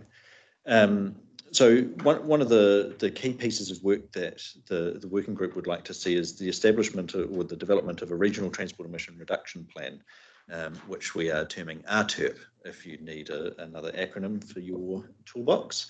But some of the themes that we're seeing emerging through here is making sure that through any work that we're doing towards supporting transport emissions reductions is looking at a rural transition, our future ambition, incorporating the electric vehicle charging network, the inclusion of ride sharing and mode shift overall. So the working group is made up of a number of elected members from across this committee, and others who have a keen interest in this space have been invited to attend and participate. And so these will be elected members from or who have a specific interest in climate and climate response.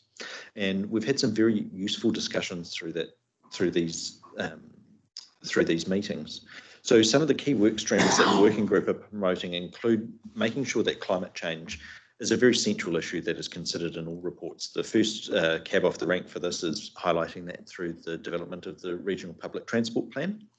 Other work that we're required to do or have been directed to do is developing a roadmap for the electrification of the Waikato PT fleet and looking, as I've mentioned before, the development of a regional transport emissions reduction plan. So there's a number of principles that sit behind this, but the key ones of which, again, you'll find in your report under section 23, paragraph 23, sorry, are the guiding principles that we're going to work by. So that's making sure that emissions reduction is business as usual and that any evidence, any response that we have is evidence-based. TAs and RCAs, as well as land use authorities, will need to be bold and ambitious in approaching this task, and that we need to ensure that there's an equitable transition across all sectors of our communities and society. So we'll continue to look at how we leverage benefits working with others, and in particular providing, I guess, a pathway for where the sphere of influence exists around this table in terms of local government and what we can do in supporting those transport emissions reductions. And again, it further builds on work that I think as a region we all really do very well. It's just ensuring that there is a collaborative approach to the way we build knowledge and share knowledge in this space. So it's a fairly quick update. We'll continue to work on this. The 8th of August is when we're actually going to take a draft RTERP back to the working group for their consideration, and then we'll be able to report it back to this committee thereafter in terms of how we work. So we're trying to be efficient and agile and really take advantage of lots of great work that already exists out there among our partners. And so that's what we would like to capitalise and drive. I'm probably going to leave it there, but I might invite Councillor Strange if you'd like to say anything on that. No? Ash, ask your question. Yeah, I must be turning into a real grumpy old bastard. That's probably why I have to go. But, like, you know, what concerns me is, you know, we read these things and we see the issue. You know, the transport emissions are a significant component of New Zealand's greenhouse gas emissions and are contributing to climate change. You know, all these statements and all these groups that are getting set up, and we seem to be going over the top, and we're focusing on emission control and climate control, and this, you know, this is going to come at a huge cost when we're talking about transitioning into electric this and electric that, which we all know reality of it is it's not a clean energy either. No one said a lithium mine's a clean energy. Anyway, I digress. So then you look at New Zealand as a whole, and we just seem to be jumping. I'm not sure why we're jumping so high. Like, there's studies out there that 0.17% of the world's gross emissions New Zealand contributes for. It's 0.17. And in a different study, annual share of global emissions from New Zealand is 0.1%. And that's from our World in Data, Oxford. Right? So here we are as a country. We all know it's clean, green, and it still is. If you look at Yale's study, I think, you know, for air quality, we get about 98.9 out of a possible 100 points. You know, environmental health, I think we're like 95 points out of a possible 100 being the highest you can get scored. and that's Yale. So maybe all of those experts are wrong. I don't know.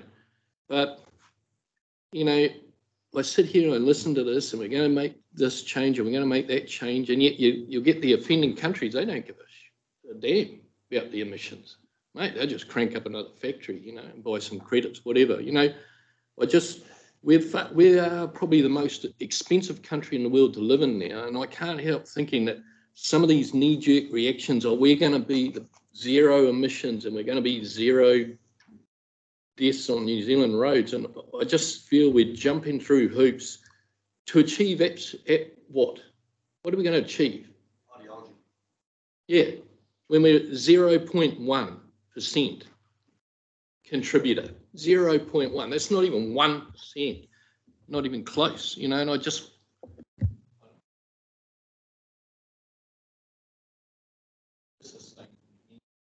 Wondering who's going to answer your question.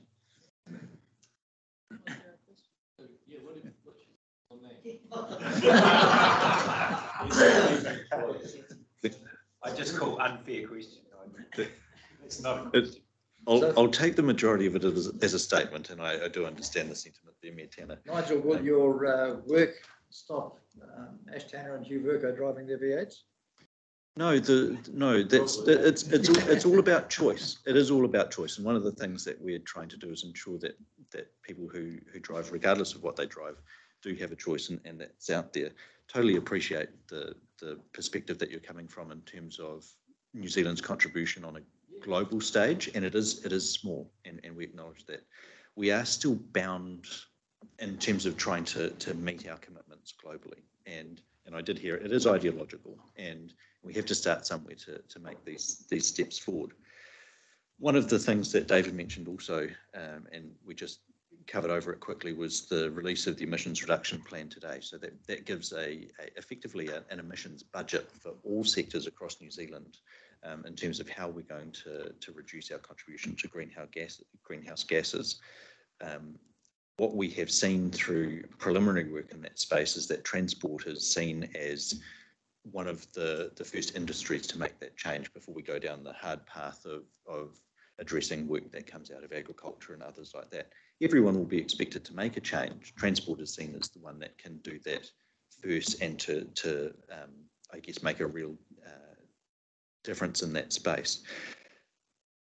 I guess change in any regard is always going to be hard, and we've done this for a very long time in terms of how our transport system is set up.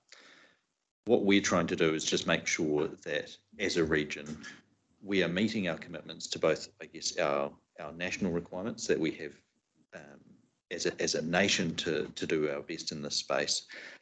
And we're also expecting our partners to do the same. And we can't control what people do overseas, but we can control our part, even if it's very small. We're still not wanting to, I guess, take away choice. There will still be fossil fuel vehicles out there, and people will continue to drive them. What we're trying to do is make sure that the ones that people do choose to drive are as efficient as they possibly can be, and that our emissions are reduced in such a way that we are trying to mitigate what happens on a global perspective. Yes, we're a tiny drop in the ocean, but yes, everyone has a part to play there. That's all I can say. I mean, it's probably not addressing any of the underlying sentiment that you've got there, and I appreciate that, but we are continuing to do our best in this space. The problem I see is my colleague here, you know, if he doesn't go to electric trucks, he'll have to pay more. He'll charge more for freight, and it's just compound. You know, my mate's got trucks that cart all the food for the supermarkets from Auckland down to Christchurch. You know, you can just see it. You just know what's going to happen, and it'll feel good once again, and that's what really does my head in. Angela, all yours. Oh, Go happy for to it. hear from Kevin first. I'm not on the smaller group, but just again, not a question, more of a comment. And we are a small nation, and yeah, it's a drop in the ocean. And if you use the argument, which you've quite eloquently done, the difference we make is actually nothing compared to the industrial nations, and I totally agree. However, if we were going to stand on the international stage and make a point, if we haven't got our own house in order first, we have no high moral ground upon which to make that point, because all they've got to do is hold a mirror up to us and point and go, who are you to say anything to us? The same way we would do that, anyone coming to give us advice on a subject that they knew nothing about and had done nothing to remedy in their own backyard. So I guess my comment would be, we're in a stage of transition. If you go back 3 generations, the current transportation mode in the Western world, in the entire world we had, didn't exist. Nobody flew anywhere because we didn't have commercial planes. We take for granted what is the status quo, but 3 generations ago, it wasn't. 3 generations from now, what we all accept as being what we have grown up with, it's been perfectly natural and normal, ain't going to be here. And I guess it's growing pains, so I get that. And I'll put my hand up, I don't drive a V8, but I do ride some very old machines that use petrol and leak a lot of oil. So I'm going to... British technology. It might be British, yes. But I'm conscious that we're in this transition stage. So I support the initiatives. As difficult as they're going to be, but we cannot continue to ignore it. That's my statement anyway. Thank you, Chair. Yeah, I'm interested in what you say about heavy trucking, because we can see that the market is already shifting towards electric trucks and other zero emission vehicles. So I'm always interested when the market actually leads and decides which way it will go. Yeah, even diesel buses, you'd struggle to purchase one moving forward now. So yeah, I always find that really interesting.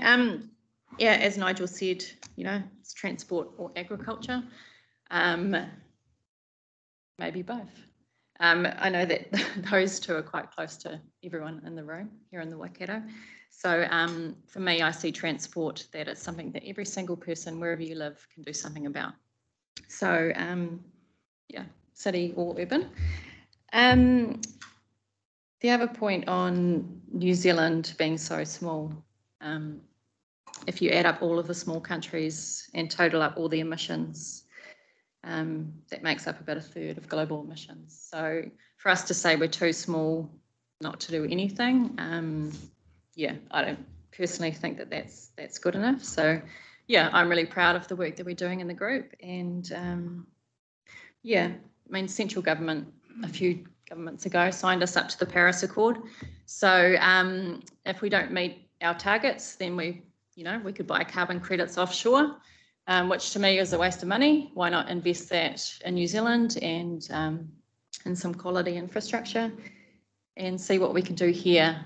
I know a lot of young people have anxiety about climate action and the lack of progress that they see. So for us to be leaders in the Waikato here in this room, yeah, we need to be seen to be making progress of some kind. So yeah, I'm all for this group and what it will do for transport in the Waikato moving forward. So thank you. I'm happy to move the report, Chair.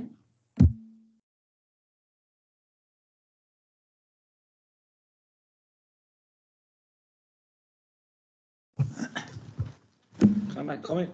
You can make a comment, I right? can, just on the heavy trucking side of it, basically, they haven't really got a solution on electric yet, but manufacturers, so we just follow Europe and America, and so what they do, I think in the future, like for instance, Volvo Group, by 2030, half of their production is going to be electric trucks. That's just come from their head office, so we buy Volvos in New Zealand. So whether we kind of like it or not, we're going to have to move some way to hybrids or electrics. I don't know, what fuel it's going to be. But yeah, I'd hate to see something forced upon us because the commercial reality is it's just going to happen anyway. So What's the cost on Oklahoma transport if you would move to electric? well, the trucks are like 3 times the price, and to buy, I understand, but you can't actually buy one suitable for what we do anyway, because mean, the kilometres we travel, about the most realistic one is about 400 k's, and then it takes hours to travel to charge. So don't really have anything yet. I know the milk tankers have done a trial one. It does about 140 k's. So and then it's got to swap batteries, and and plus it's 2 tonne heavier, so it can't cut as much. So it's really just as a truck salesman put it to me, he said, we can sell them, these big companies, they want a nice little electric truck to put on the front of their prospectus, their brochures, and it looks like they're green and doing the right thing. But behind there's all the old work trucks doing the hard yards, which are diesel. So, but it will come. Like for an example would be my sister's just bought a new car. She had a diesel SUV thing. They don't make them anymore. It had to be a hybrid, petrol, electric hybrid. They don't make diesel ones anymore. So it'll come, but I don't know whether as a country we should be, being first. It's just going to come to us naturally anyway from the vehicles we buy overseas, because we don't manufacture our own in New Zealand. So. But anyway, not a bad thing. Not happy about them planting bloody farms into pine trees though. That should be stopped. But that's another issue. Okay, thank you, Rodney. Any other comments, questions? The motion has been moved and seconded. All in favour saying aye. Contrary, motion is carried. Thank you for that. Nigel, we're still with you. I'd like to say it's the final one from me, but I know I'm coming back later. But if you bear with me, and then I'll hand over to Mark after this. The next report there I've got for you is just an update on our regional public transport update. And so usually you'll hear from one of my team, Vincent, in terms of the update, and I'm conscious that for members that overlap on the Regional Connections Committee, a lot of this information will be familiar to you already. So quite a lot has been happening in the PT space over the last few months. One of the, I guess, key services that we'll see in the media quite a lot is Tahuia, our passenger rail service, resumed in January this year.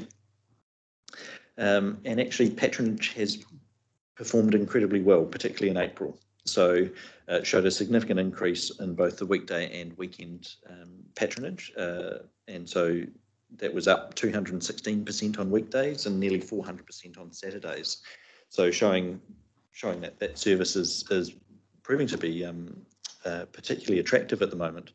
And again, Mr. Chair, I know that you sit on the Rail Governance Working Group as the chair there too, and happy for you to make any comments on that should you wish. No, it's going well. And again, stick with it. The philosophy of putting on passenger transport by train, because you can't get buses up and down the expressway, will work, but it's got to get taken up. Drop the carriages, we've dropped the engine, and it's going well. It's going well. That's the statement we want to emphasise. So I don't like your comment that it's going well at the moment. Can you please take those last couple of words for any future? I retract my poorly spoken words, sir. Thank you. It's going well, no qualification. What we have seen across the region, and not Tahuia, is service continues to be down. We're continuing to feel the impacts of COVID. We've seen it reduce about 20% on the prior year. But there are some services which are showing some form or some sign of recovery. So it's not widespread. Well, sorry, it's widespread, but it's not 100% on all services. So Pocono is looking positive, and Maramara Piako services, and same with Tokoroa. So across the region, there are glimmers of increase and signs of recovery. One thing that members again will probably have noted is a bus driver shortage, which currently is impacting on the ability to implement some of our planned services. Again, this is not restricted to the Waikato. This is a national issue in terms of how we're responding to driver shortages. But the positive thing is regional services at this stage don't seem to have been affected by driver shortages as much as what has been experienced within Hamilton City at this time. I'm not going to qualify, I'm just going to leave it at this time. And so again, public service transport improvements have been occurring across the board. Waipa Public Transport Business Case has identified an opportunity for increased hours of operation and frequency on the Cambridge and Tawamutu routes. Similarly, Tokoroa and Taupo have been out for tender, and as noted in here at the time of writing this report, those tenders have been received for South Waka and Taupo services and are pending award.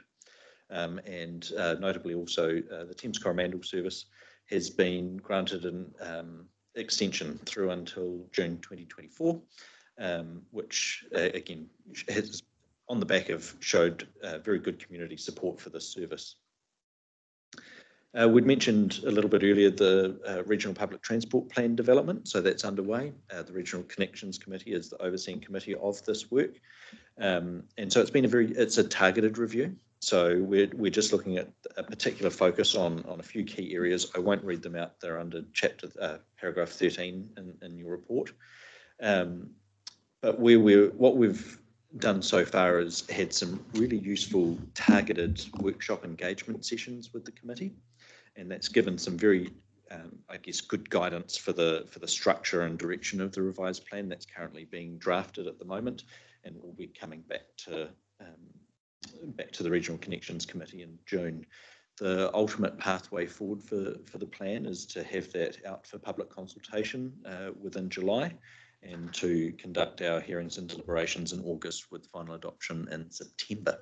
So that is to meet a commitment that we've undertaken to ensure that it landed within this triennium before the close of councils and the voting period. So we'll continue to update on the outcome of that work. So it's running apace, as noted. It's been a truncated delivery schedule, but I think we're meeting our milestones in that basis. And on that's actually my PT update review. I'm happy to take questions again through you, Mr. Chair. Please note it's not my area of subject specialty, so I might not be able to answer questions, but I can take notes. Questions? Start with a brief comment and a couple of questions. I just express my disappointment in national level politicians from Parliament using Tahuia as a political football. Without an understanding of the startup and the whole need for it, and I just make the statement. I think it's unfortunate, and be that as it may. Two questions. One, the downturn in public transport patronage. Have we got an understanding? Is that just people are not travelling, or are they voting with their feet and gone back to their private vehicles? Do you have any understanding of that? I might prefer that one to Mark, if I may. It's very interesting to actually watch the recovery, and the recovery is telling us about is telling us more about who the people that are not getting back on public transport are than it is people who are. What I mean by that is a couple of the things that Nigel highlighted were actually the regional services are recovering really well. As within our urban services, the high frequency Comet route is actually recovering really well as well. The services it appears that are not recovering as quickly are some of what we've called our coverage-based services, in particular within urban areas, which are the ones that pick up people. They're generally slower, windier routes that take more time to get to your destination, and those are the ones that seem to be being slower to respond. And what it doesn't appear that much of that is actually being driven back onto the roads from cars. There has been a bit of a short-term phenomenon where that happened while road traffic was lower overall. Obviously, it became easier to find a park at your destination, basically. But as that advantage starts to disappear, what we think we're probably observing is a phenomenon in the urban areas, at least, very similar to what Auckland's observing, which is that overall, there are fewer people moving daily to and from their workplaces. And that is driving a big shift in overall travel patterns, both on the roads and in public transport. for travel for employment and for education, particularly tertiary education. There's a lot of that's now being done online. So we'll see how this pans out for us in the region. But I think what we can say is that those regional services that have had a high level of public buy-in for when they were developed and deployed, those seem to be recovering the best, as do our urban services, and we know those high frequency services are those that are most attractive to passengers. So those ones that have good fundamentals seem to be recovering well. Some of those other ones are the ones that are really struggling. I did have one other question, just in relation to the contract for Taupo. And I'll hark back to our previous conversation about how small New Zealand is in the global context. Well, in terms of the public transport conversation for this committee, we're in the same kind of tiny little bit. Just what level of consultation with the community was undertaken down there? Because I watch the buses come and go, and I note that this is different parts of the district on different days. There won't be any consistency, and the reality is, if you gave everybody that needed to use the public transport a taxi voucher, it would end up being markedly cheaper potentially than running the buses everywhere, because we're not a commuter to Hamilton. We are commuter within town and the outlying smaller settlements, and it's for shopping or medical or whatever. So it's a completely different kind of public transport need, and I suspect some of the other smaller centres may have similar concerns. So I'm interested in how do you rationalise that? Yeah, through you, Mr. Chair, I can get back to you on any detailed consultation that was done with the communities about developing the proposed timetables that we use as the baseline for the contract letting. But in general terms, what you'll see for what has been tendered for Taupo Tokoroa are some quite different looking services to what is operating currently, including the proposed use of smaller format vehicles and those types of things. But also noticeably within, I guess, what you might call the new generation of contracting, far greater flexibility built into them, which will mean that once we have the new timetables up and running, we'll be able to continue to work with the new operator to effectively adjust and adapt those services far more flexibly than we have in the past, which has kind of been, let and forget. Obviously, not entirely, because we do keep pretty close tabs on the operators, but in terms of the actual services that are run. The other challenge that we've had in the past that we're hoping to be resolved in part, if not entirely, is through some changes to the public transport operating model. Now, what the public transport operating model, that's the mandated model that Waka Kotahi administers and that we all have to follow in terms of how we let our public transport contracts. That sets up effectively these kind of ring-fenced individual services, which provide the minimum scale at which we can contract those services. And that means when we're looking to optimise services or use fleet across different areas, it makes that quite challenging, which leads to this thing about kind of effectively locking in a kind of service similar to the one that you let in the first instance. Again, we're hoping that the changes to that operating model will enable us to have some more flexibility. But I'll get back to you specifically on the consultation around those services. Angela. Thank you, Chair. Just not sure if you can answer this, but in terms of the driver shortage, what are we actually doing to address it? And is it still COVID or is it recruitment? Yeah, I might grab this one as well through you, Mr. Chair. Our observation is that it's not COVID.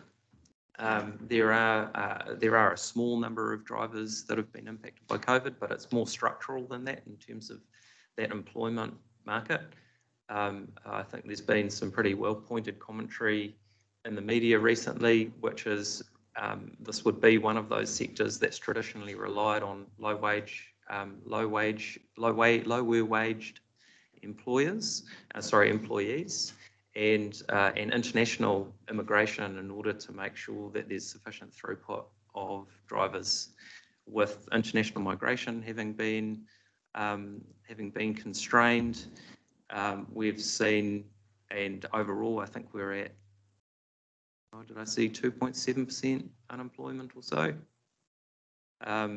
That's really what's driving it. Pre-pandemic, there wasn't a driver shortage in terms of recruitment, and now there is. So what was the tipping point? The tipping point appears to be the lack of international immigration. So the lack of migrant labour in order to fill some of those vacancies, much like we've seen in the horticultural sector and some of these other areas. So the Regional Connections Committee asked that we look at corresponding with the Minister for Immigration, seeking changes to the rules in terms of the sectors for whom the sectors that people are able to work in under specific visa categories. I can't remember the exact language because it's not the highly skilled. It's a separate skill shortage list. And we're actually working at the moment with our colleagues nationally to make that approach to the Minister for Immigration. But that's one way to solve the problem. The other one would be to increase remuneration, right?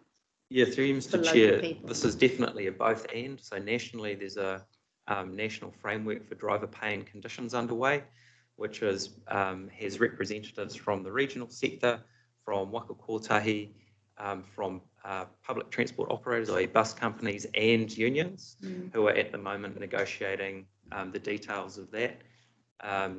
You might have also seen hinted in some media coverage recently, Waka Kotahi are currently, I imagine, working with the Ministry of Transport to determine how any increase in wages will be administered nationally. Because at the moment, you might recall previously, when there's been a gap between the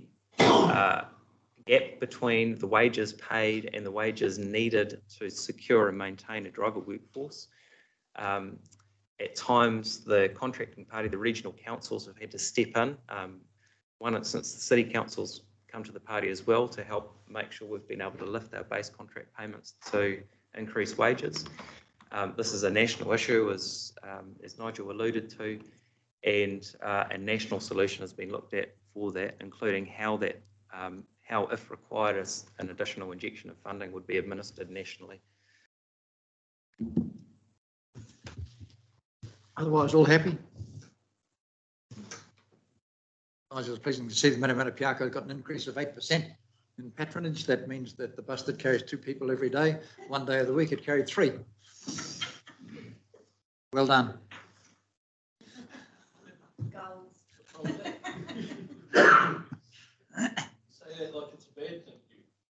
No. It's just the farmers that hassle hell out of me about this empty bus going through the main street of Morrinsville day after day, and nobody's ever on them.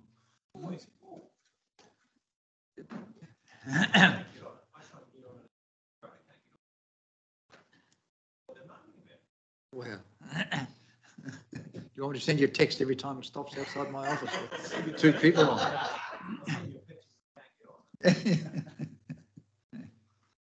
Statistics are wonderful things, and we struggled with Te Huia when it was carrying 80 people per day, and the reporters that worked on it didn't actually realise that it took 4 trains to get those 80 people. Yeah. Never mind. Thank you. The information be received. Moved by Graham. She beat you. Who's chairing this meeting? You or me? You, obviously. If Angela's moving it, who's seconding it?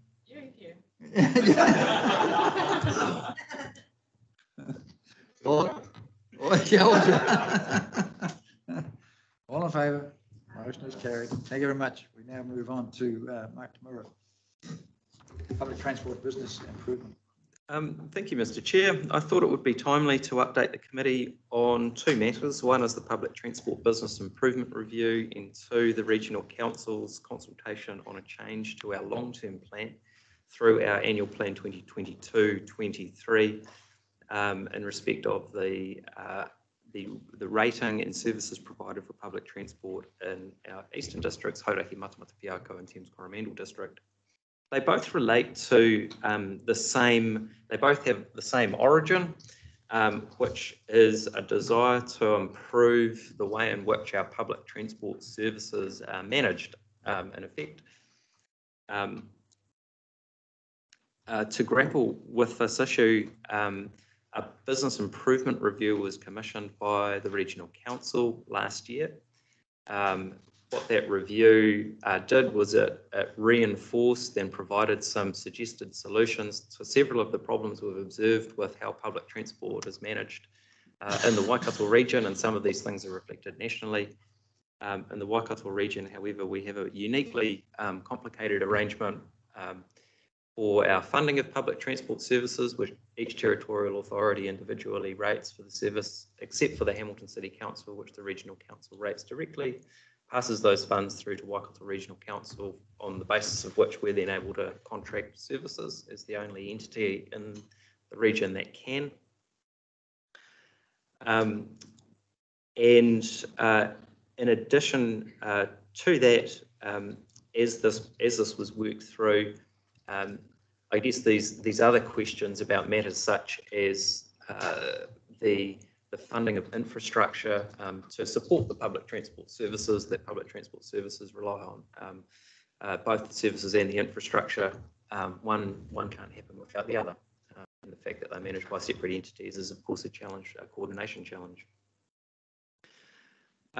So the independent review was conducted, was delivered to the Regional Council. The Regional Council then undertook an exercise of seeking feedback from all territorial authorities and other stakeholders around the region, and on the basis of that, an implementation strategy was prepared and endorsed or approved by the Regional Council on the 28th of April. Now, that implementation strategy, the actions are set out in here. It is a Regional Council implementation strategy, but I'd stress that the main thrust of this is that it is to be implemented in collaboration and partnership with territorial authorities. In the absence of any regulatory or legislative compulsion, not only is that the right thing to do, but it's the only way it can progress. The actions are to step towards a sub-regional, a new approach in the future-proof sub-region, effectively building on the success of the Regional Connections Committee, which is I won't go through how it's structured, and bringing increasingly Waipa and Waikato District into that fold. It's really the main opportunity in that future-proof area. The urban areas where there's a real need to align the allocation of corridor space and infrastructure with the provision of services, because you have that competition for corridor space between modes. So bringing that collective together and working with them to develop, I guess, what the next step for the Regional Connections Committee would look like. A consistent regional funding model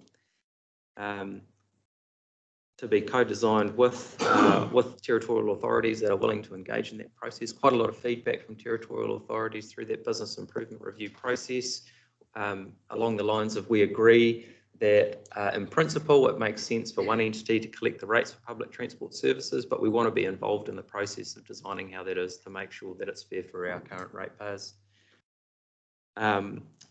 Enhancing regional engagement. There was feedback in that to the business improvement review that said we do agree with this needing to become a more regionalised approach, but we want to make sure that we can trust decisions made by a regional entity, and we want to make sure that those decisions and the way that this entity is structured really reflects the needs of our local communities, whether it be in Taupo, Aotearoa or the Coromandel. So the need for that enhanced regional engagement. Proactive planning. So I think, Kevin, you've mentioned you alluded, I guess, to the fact that a number of the planning for regional services hasn't been very proactive, and I can talk about some of the reasons for that offline. But the idea here is that actually, in order to plan, in order to have new public transport services that deliver for regional communities, there needs to be some proactive planning and engagement together with territorial authorities on what those services should be. We're currently not set up to do that very well here at the Regional Council. This basically proposes turning that on its head a bit, so we're getting out there far more and working far closer with other territorial authorities outside of the city. And aligned expectations, this is a bit of a matter of hygiene really, but getting that alignment of key performance indicators through our planning documents and providing some guidance around the types of infrastructure that are required to deliver different types of services. And these are things that, for those of you who join us for the Q&A session on the PT plan later this afternoon, we'll get into that in a bit more detail. Early in this process, the Connections Committee asked that a couple of things be brought ahead. One of these matters was rating for Eastern District Councils. This was associated with some proposed service enhanced services for Thames-Coromandel, Hauraki and Matamata districts, whereby the rating would be transferred to the Regional Council.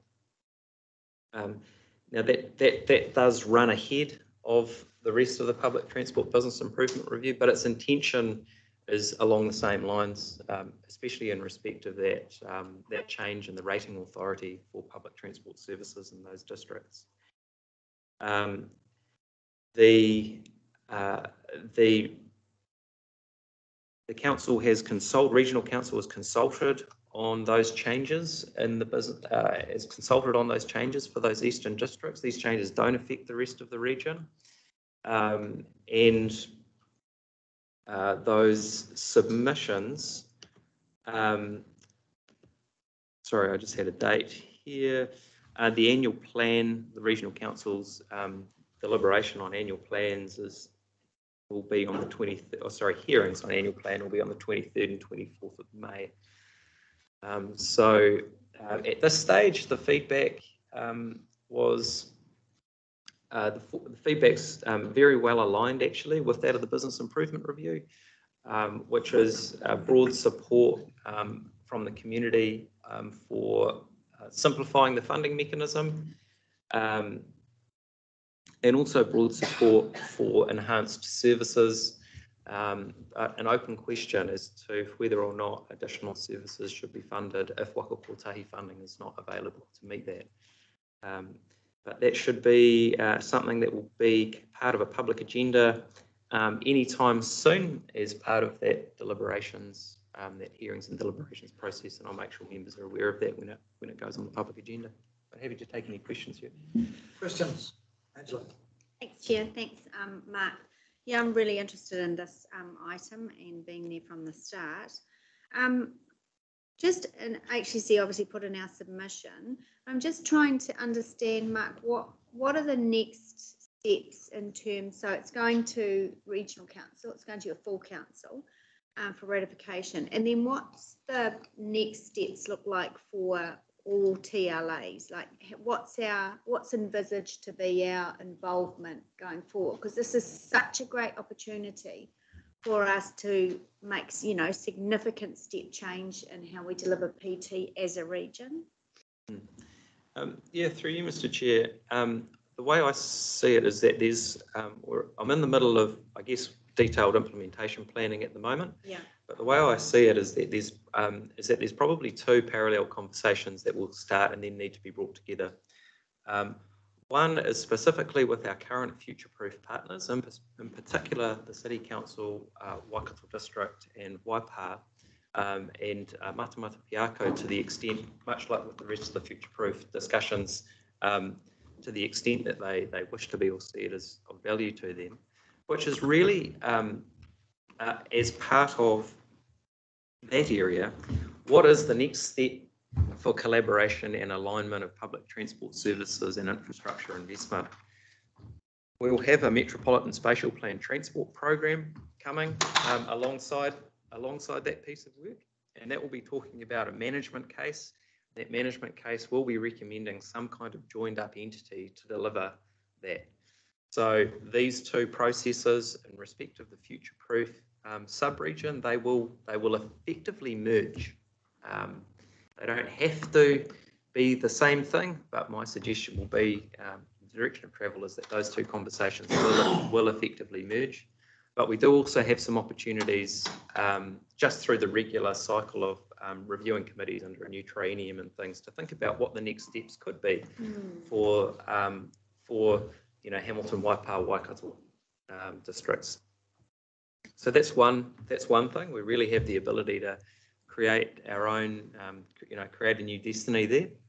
And then we have the wider regional conversation.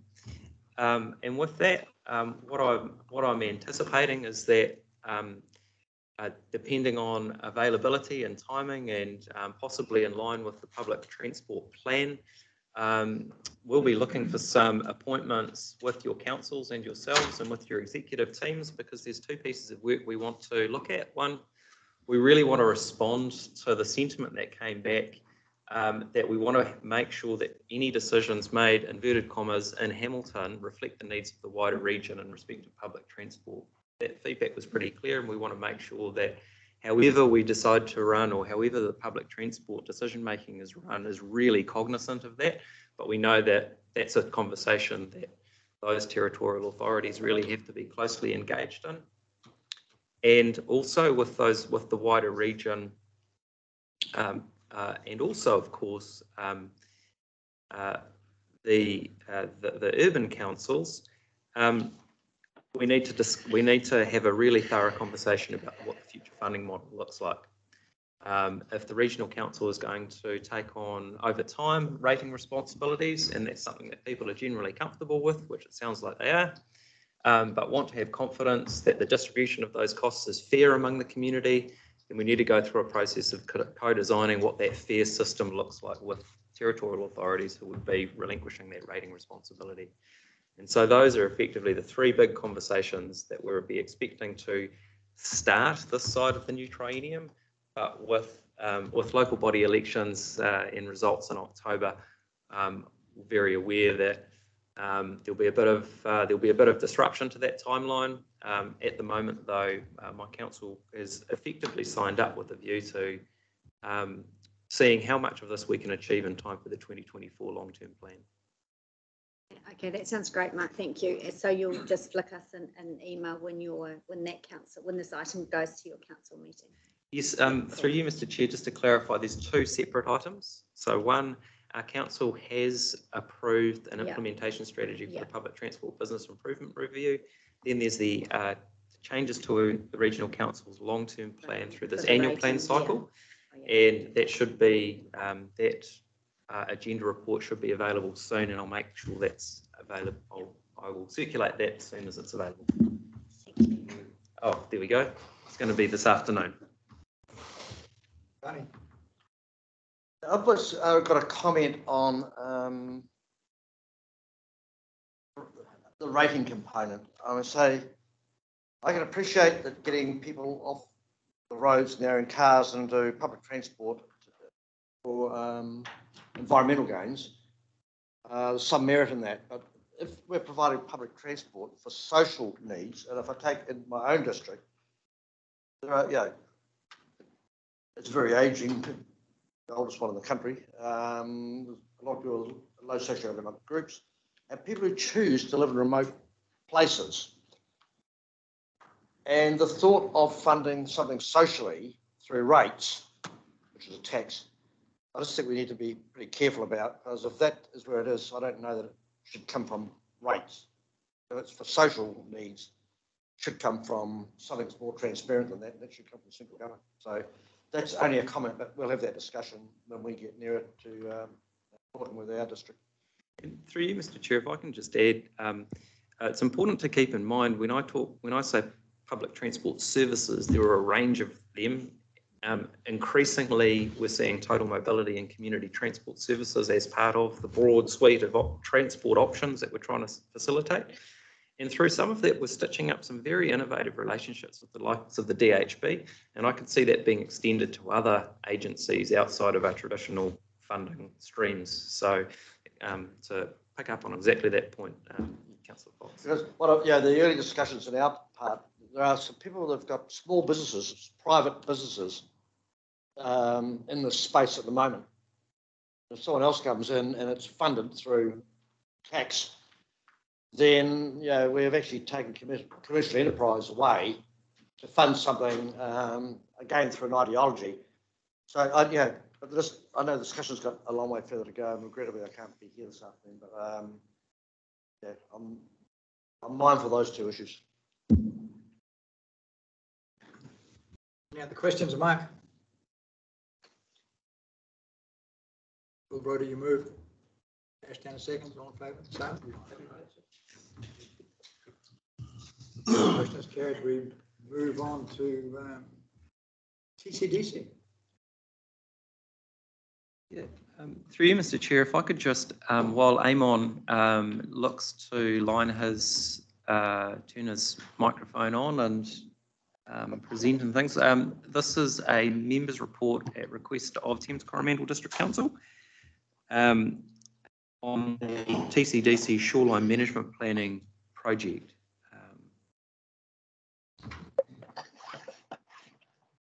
Thank you very much, Mark. Kia ora koutou. I hope everyone can hear me okay with the connections up in the Coromandel. Assuming you can, just want to take the report as read.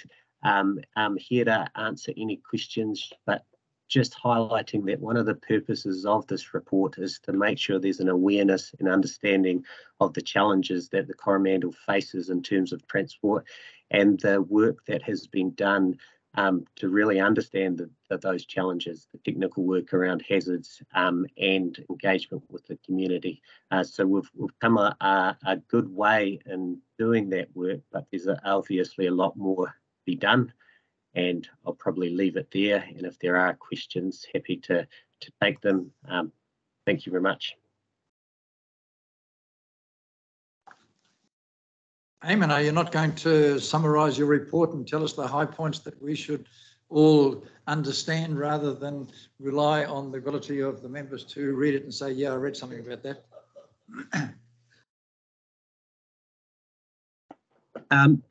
Yes, I can do that. I think it links back to the work we've done with the Shoreline Management Plan. So understanding this hasn't been a quick process. We've established coastal panels.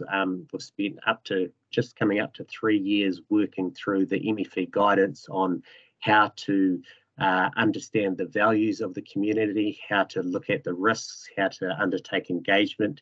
And we've got to a point where there's numerous challenges specific to the transport and not just State Highway 25, but mostly State Highway 25.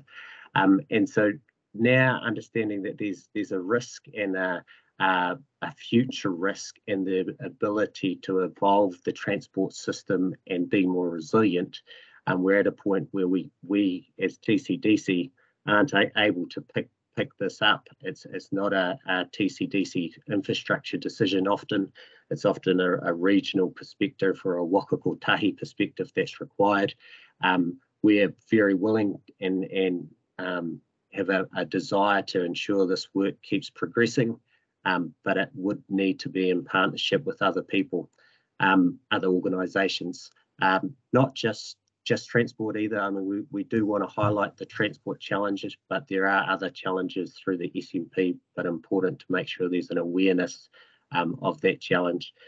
In terms of locations around the district, there's numerous. The Thames Coast Highway is obviously one, but then from a district perspective, just having the resilience up the East Coast in places like Tauranga, that's any point along that state highway, if that becomes compromised, obviously it's compromising the majority of the district, not just that one location. Yeah, I think that's an overview, but happy to provide more if there's more information needed. All right, your local member here reminds us every time that he comes that the Thames-Coromandel Road and those sort of roads are of national importance and should receive the #1 priority for the whole of the region. It's got a high priority, but it's not up to #1 yet. So, yeah, Tony does a good job of telling us what is needed with bridges and roads and everything else for TCDC.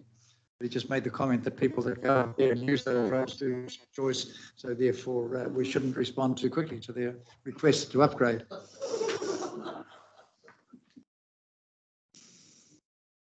Any questions of Eamon? Well, happy with what he's explained?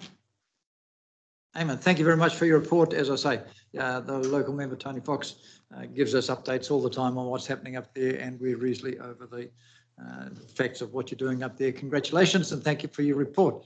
Moved, Rodney Dow, seconded, Angela Strange, that the report that you have provided us is received. All in favour, please say aye. Contrary, carried. Done. Nigel King, back to you.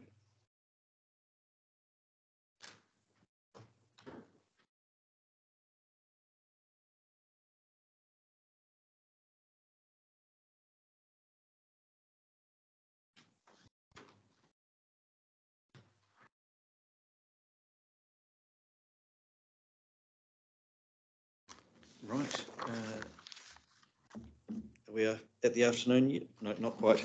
Good morning again, committee members. So we're back at with me for the Transport Projects and Planning Report. So actually, the vast majority of what's contained in this report has already been discussed this morning, but I'll take you through some of the highlights.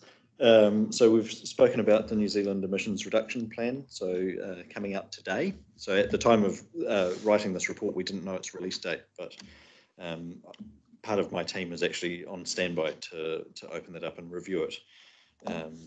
It's what gets policy advisors out of bed in the morning, is the release of new documents. So we'll be reviewing that and we'll be able to give you an update on what that means at the next committee meeting. We spoke at some length about the land transport rule and its finalisation.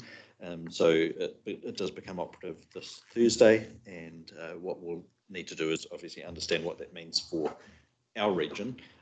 In terms of the development of regional speed management plans. There will also be work, I should note, that will be undertaken at the local authority level too, for our road controlling authorities and Waka Kotahi. Again, our chair just mentioned in his thanks to everybody for putting in some input into the road user charges feedback that has been lodged with the Ministry of Transport, and we'll await their review and outcomes of that work too. As the chair mentioned, it was not requesting a significant change in this space. We were still saying that road user charges should be for the purpose for the delivery of assets on the road, and that there are other mechanisms that exist to enable us to contribute to environmental initiatives outside of that. So thank you for that feedback. Hopefully we clarified and made that clear in the submission. Finally, actually, this is one that I would like, through the chair, just to take some guidance on in terms of national work. The Ministry, so they are looking at what they have released out for discussion at the moment, the New Zealand Freight and Supply Chain Strategy, which is looking to optimise New Zealand's freight and supply chain, surprisingly, in coming decades. So the main drivers are actually just noted in the report there. So what that strategy will address is low emissions within inside of the freight system, resilience, which I think is of concern to us all, looking at productivity and innovation, so making sure that we compare against global standards, and again, equity and safety, which is coming through very strongly. So I would be interested through the chair just to take any direction, whether you'd like us to make a submission or prepare a submission on behalf. We can circulate it in the same way that we did with the road user charges one, via the committee, and then under delegated authority for the chair to sign off.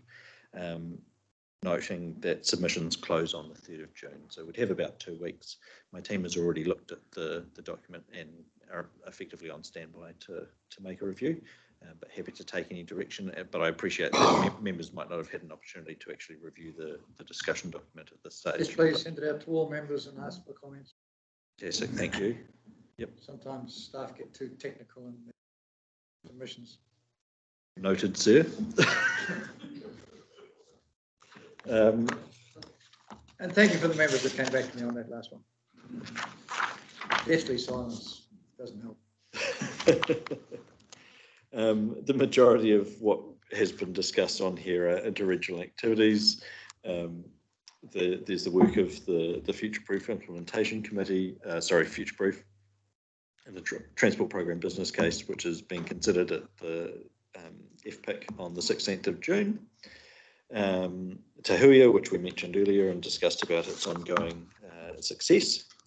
Our work on the Regional Transport Emission Working Group, the implementation of the National Land Transport Plan, and the redevelopment of the Regional Public Transport Plan, and our commitment to delivering on Road to Zero for the Waikato, our regional road safety strategy, and finally, work that is ongoing on the Transport Program Business Case that contributes to the Hamilton Waikato Metro Spatial Plan. So a number of briefing engagements have been undertaken or are in the process of being undertaken with partners, which is reviewing the scenarios developed under the Metro Spatial Plan. And once briefings are complete, the final program business case is expected to be completed in June 2022. Much discussion has already been made, but again, through the chair, happy to take any questions that members might have on items. Thank you, Nigel. Questions? Isn't it good going on later in the agenda? Because everyone must be hungry.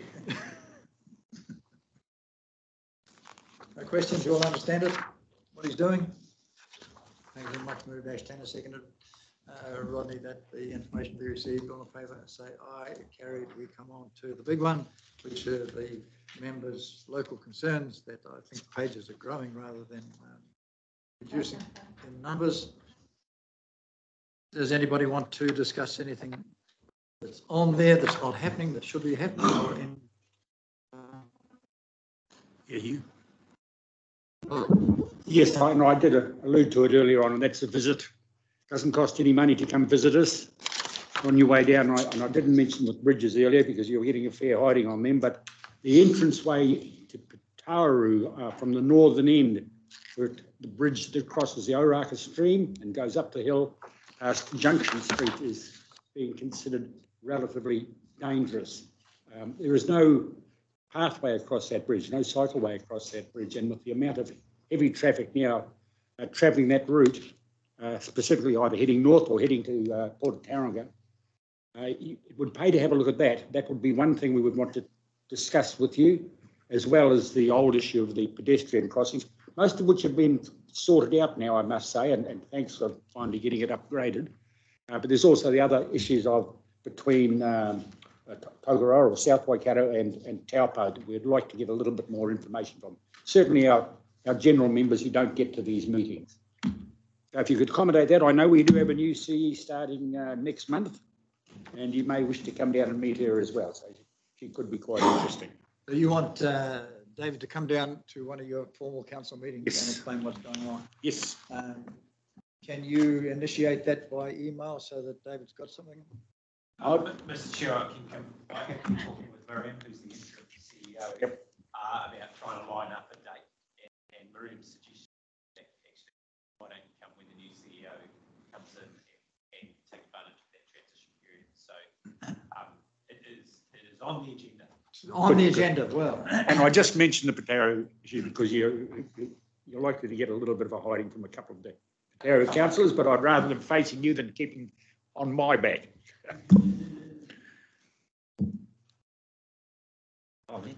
Ash. Yeah, David just said that Mangawhero Road. I don't know if committee members will realise that it's in Matamata there, where you're heading out towards, you're going to head towards Tauranga. And as you're probably aware, that the industrial area is just expanded. It's blown right out now towards the transfer station. And there's also another second lot of industrial that's looking at going to be developed there, and across the road it's going to be industrial. So where the ITM is, or just before there, it goes to 100k. And it's a really built up area. There's 2 cafes now past that. And it's, once again, it's dangerous. So as you can see, 7th of December 2020, and we started talking about that, about moving the sign out, the 70k sign out. They're not in the ground very strongly. They wobble around, won't take too much. We've worked it out. And it's disappointing again to see, you know, a speed review will need to be undertaken for this request to occur. And this is not programmed for a speed review until 21-24, in the 21-24 period. So your predecessor, you know, I said to him, you know, like, come on, TikTok. So it's going to have to be done. You know, like there's, once again, if you talk to the guy at ITM, talk to the businesses there about the near misses. And it's not a hard job. It's not a hard job. Once again, it's dangerous. So disappointed to see that, you know, we've got to wait, you know, 4 years before anything can be looked at, when you're not taking into account local knowledge. There was a really bad crash just past there, or by the dump station. Monday, was it? I think they're treating it as a fatal. It's that bad. 2 people in a car and they hit a tree. You know, well, it's just, the speed's too fast through there, and can't see when there's actually genuine areas where we need to slow. And you know, and like I say, I'm not a fan for dropping speed limits here and there, but where it's dangerous, I really am, and I just can't figure out why it's so hard. So yeah, watch this space. You learn to get over the disappointment and the time it takes, Ash. Yeah, I know, Tobes, and that's why I haven't got the ute now, mate, but otherwise we could have gone and fixed your one too. Well, I've got another one I'm working on, so I might have a ute up and running in about 2 weeks. I did purchase a ute, so I have got one, so we've still got one. Oh, okay, mate. It'll be the Toby Ash Consulting Company. We need a concrete mixer too, like old Tim. Save the country millions. Yeah, I've got to admit, I feel, and I know, David, we've said it many a times before, and we've had the same thing where Waka Kotahi came to us and asked us to close a road further up because of near misses, and we put these other ones on the back burner because of funding or whatever. But when we're spending so much on a road to zero and we've got so much appetite from a community to lower one, it just seems so hard. It just boggles us. When ones that we know are hotspots, we can't get, and other ones seem to rush through. That's the frustrating part, and it's hard to curb that frustration at times. Maybe put it back in council's control. We'll deal with it. It's that centralised model again. Yes. Premium. Rodney, got a comment? Obviously the fence on the bridge, State Highway 3, I'm a bit disappointed to see that Waka Kotahi say it's not up to standard, and yet you drive to the Auckland motorway and there's brand new cycleway push footpaths with exactly the same fence that got ripped down by the concrete truck, and they seem to be putting them up brand new. Like, what? I don't know whether it's misunderstood. We're not trying to stop cars from getting on the footpath. We're trying to stop people from falling off the footpath, off the bridge, into the cars. So I don't know whether the engineer's thinking he has to build an Armco railing to stop the car hitting, like the footpath's quite rough on the bridge, and that's what it's made out of. It's to stop little kids on push bikes wobbling and falling into the path of cars, or people, pedestrians entering the road. That's the sort of fence we're needing, which is just a normal, I'd call it a swimming pool fence, which they're erecting right beside the motorway as you drive to Auckland, or lots of places are erecting those same fences, and yet Waka Kotahi aren't going to do anything on ours. So I don't know whether there's been a miscommunication there. I can't see the cars actually exiting onto the footpath because there's quite a big raised thing off the bridge. So it's not trying to, we're not trying to stop cars getting on the footpath, we're trying to stop kids falling into the path of cars. So, So if Dave can note that in the actions list, I'll find out what the deal is, Rodney, because I don't know, but I'll find out for you and I'll come back and we can have a practical conversation. Kevin. Thank you, Chair. Can I page 40, David, for you, page 14, around the road to zero safety improvements, Taupo to Hātepe. I wonder if you could just have a bit of a chat to your team. There are some concerns around the detailed design of that for the council team. Some of the details that have been shared include movement into council roads roundabout. I don't want to get into the nuts and bolts, but there are some issues there that have raised some alarm bells. And I'd ask you if you could just have a look at that and make sure they talk to Dennis Lewis in particular and our team to ensure that we're on the same page. That was a major concern. So I'm actually asked the team to come with me down to Taupo to visit with Te Wharetoa and the Happy Forum. So what we might do is come and actually face to face with your team as well down there, share those concerns. So come the back road, so you miss Tokoroa, so you've got plenty of time, otherwise you'll get tired.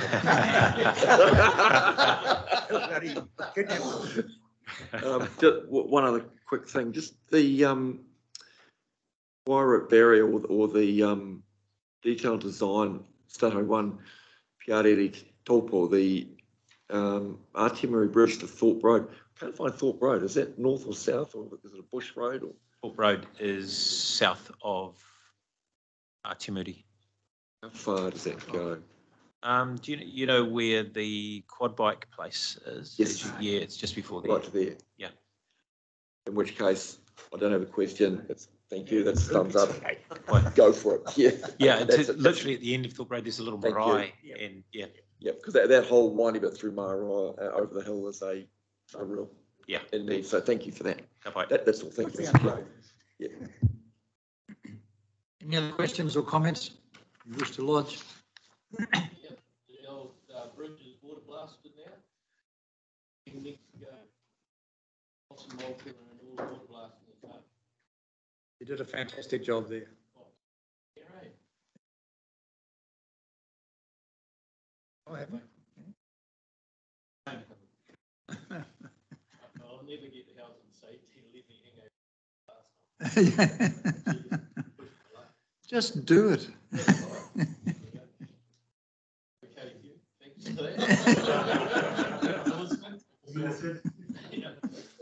You're going to be removed from the chair, mate, if you're not careful.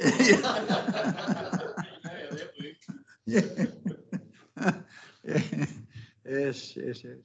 I came to your defence on Facebook with all your good people in Te Arawa there. I said, Ash is doing a good job. He's got all the consents. Regional Council have signed off. NZTA own the bridge. They've signed off.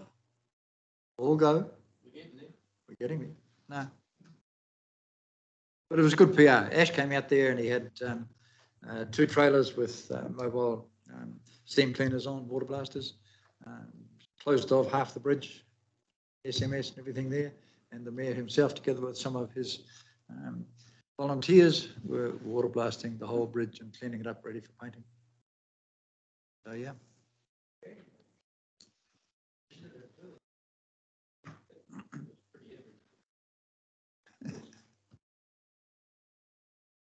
Had a budget that's just been announced. What are you telling me? Put your speaker on, tell everybody. Yeah, through you, Mr. Chair, I just thought I'd let you know that presently the emission reduction plan has been released. It's currently, so media releases out there. One of the things is relevant to a question raised earlier in respect to the public transport fleet. One of the investments proposed is, well, one of the investments being announced is $40 million to enable transition of the public transport fleet by 2025. It's not a lot of money. It's a very small amount of money, and it's in fact $10 million less than what was originally earmarked for this purpose. So the numbers may look big on the surface, but what's required to enable the change is actually orders of magnitude more. Thank you for that. Okay, that concludes our meeting. We've got the workshop after lunch. What? Yeah, yes. Oh, get a phone a minute. She's sweet, Dave. Aren't you glad I'm not coming back next year? Oh, thank you. Yeah, seconded. Graham Webber. Pay attention, please. Who is staying for the workshop this afternoon? I'll try and get in and out. I've just got it's got a bit of a clash with my calendar. I've got quite a few meetings to do, unfortunately. So I'll try and get in and pop in and out where I can. All right. Toby's in and out. Who's staying from here? Put your hand up so I can see. Oh, yeah. 1, 2, 3, 4, 5, 6, 7. If I can offer members, I might check in with the team. The workshop's scheduled to start at 1:30. Oh, bugger that. Which was a view to providing half an hour for lunch, with the scheduled time of this meeting finishing at 1. So if we can bump the whole thing forward by half an hour, we'll see. I'll get in touch with the team. But I presume if you're intending on staying, you're going to be joining for lunch anyway. And lunch has arrived. What do you mean we're going to finish this meeting at 1 o'clock? My sheet said we finish at 12:20. The total meeting invite and the time before we set the run sheet was 12:20. Was 1, just in case. Yeah, I know. Well, 1:30 is stupid. Can we do it at 1:45? I only need half an hour for lunch. Do our best. I know.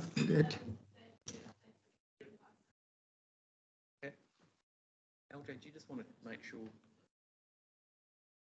Okay, thank you. The meeting is closed and we will reconfirm here at 1:45 for the start of the workshop that will go for what, 2 hours?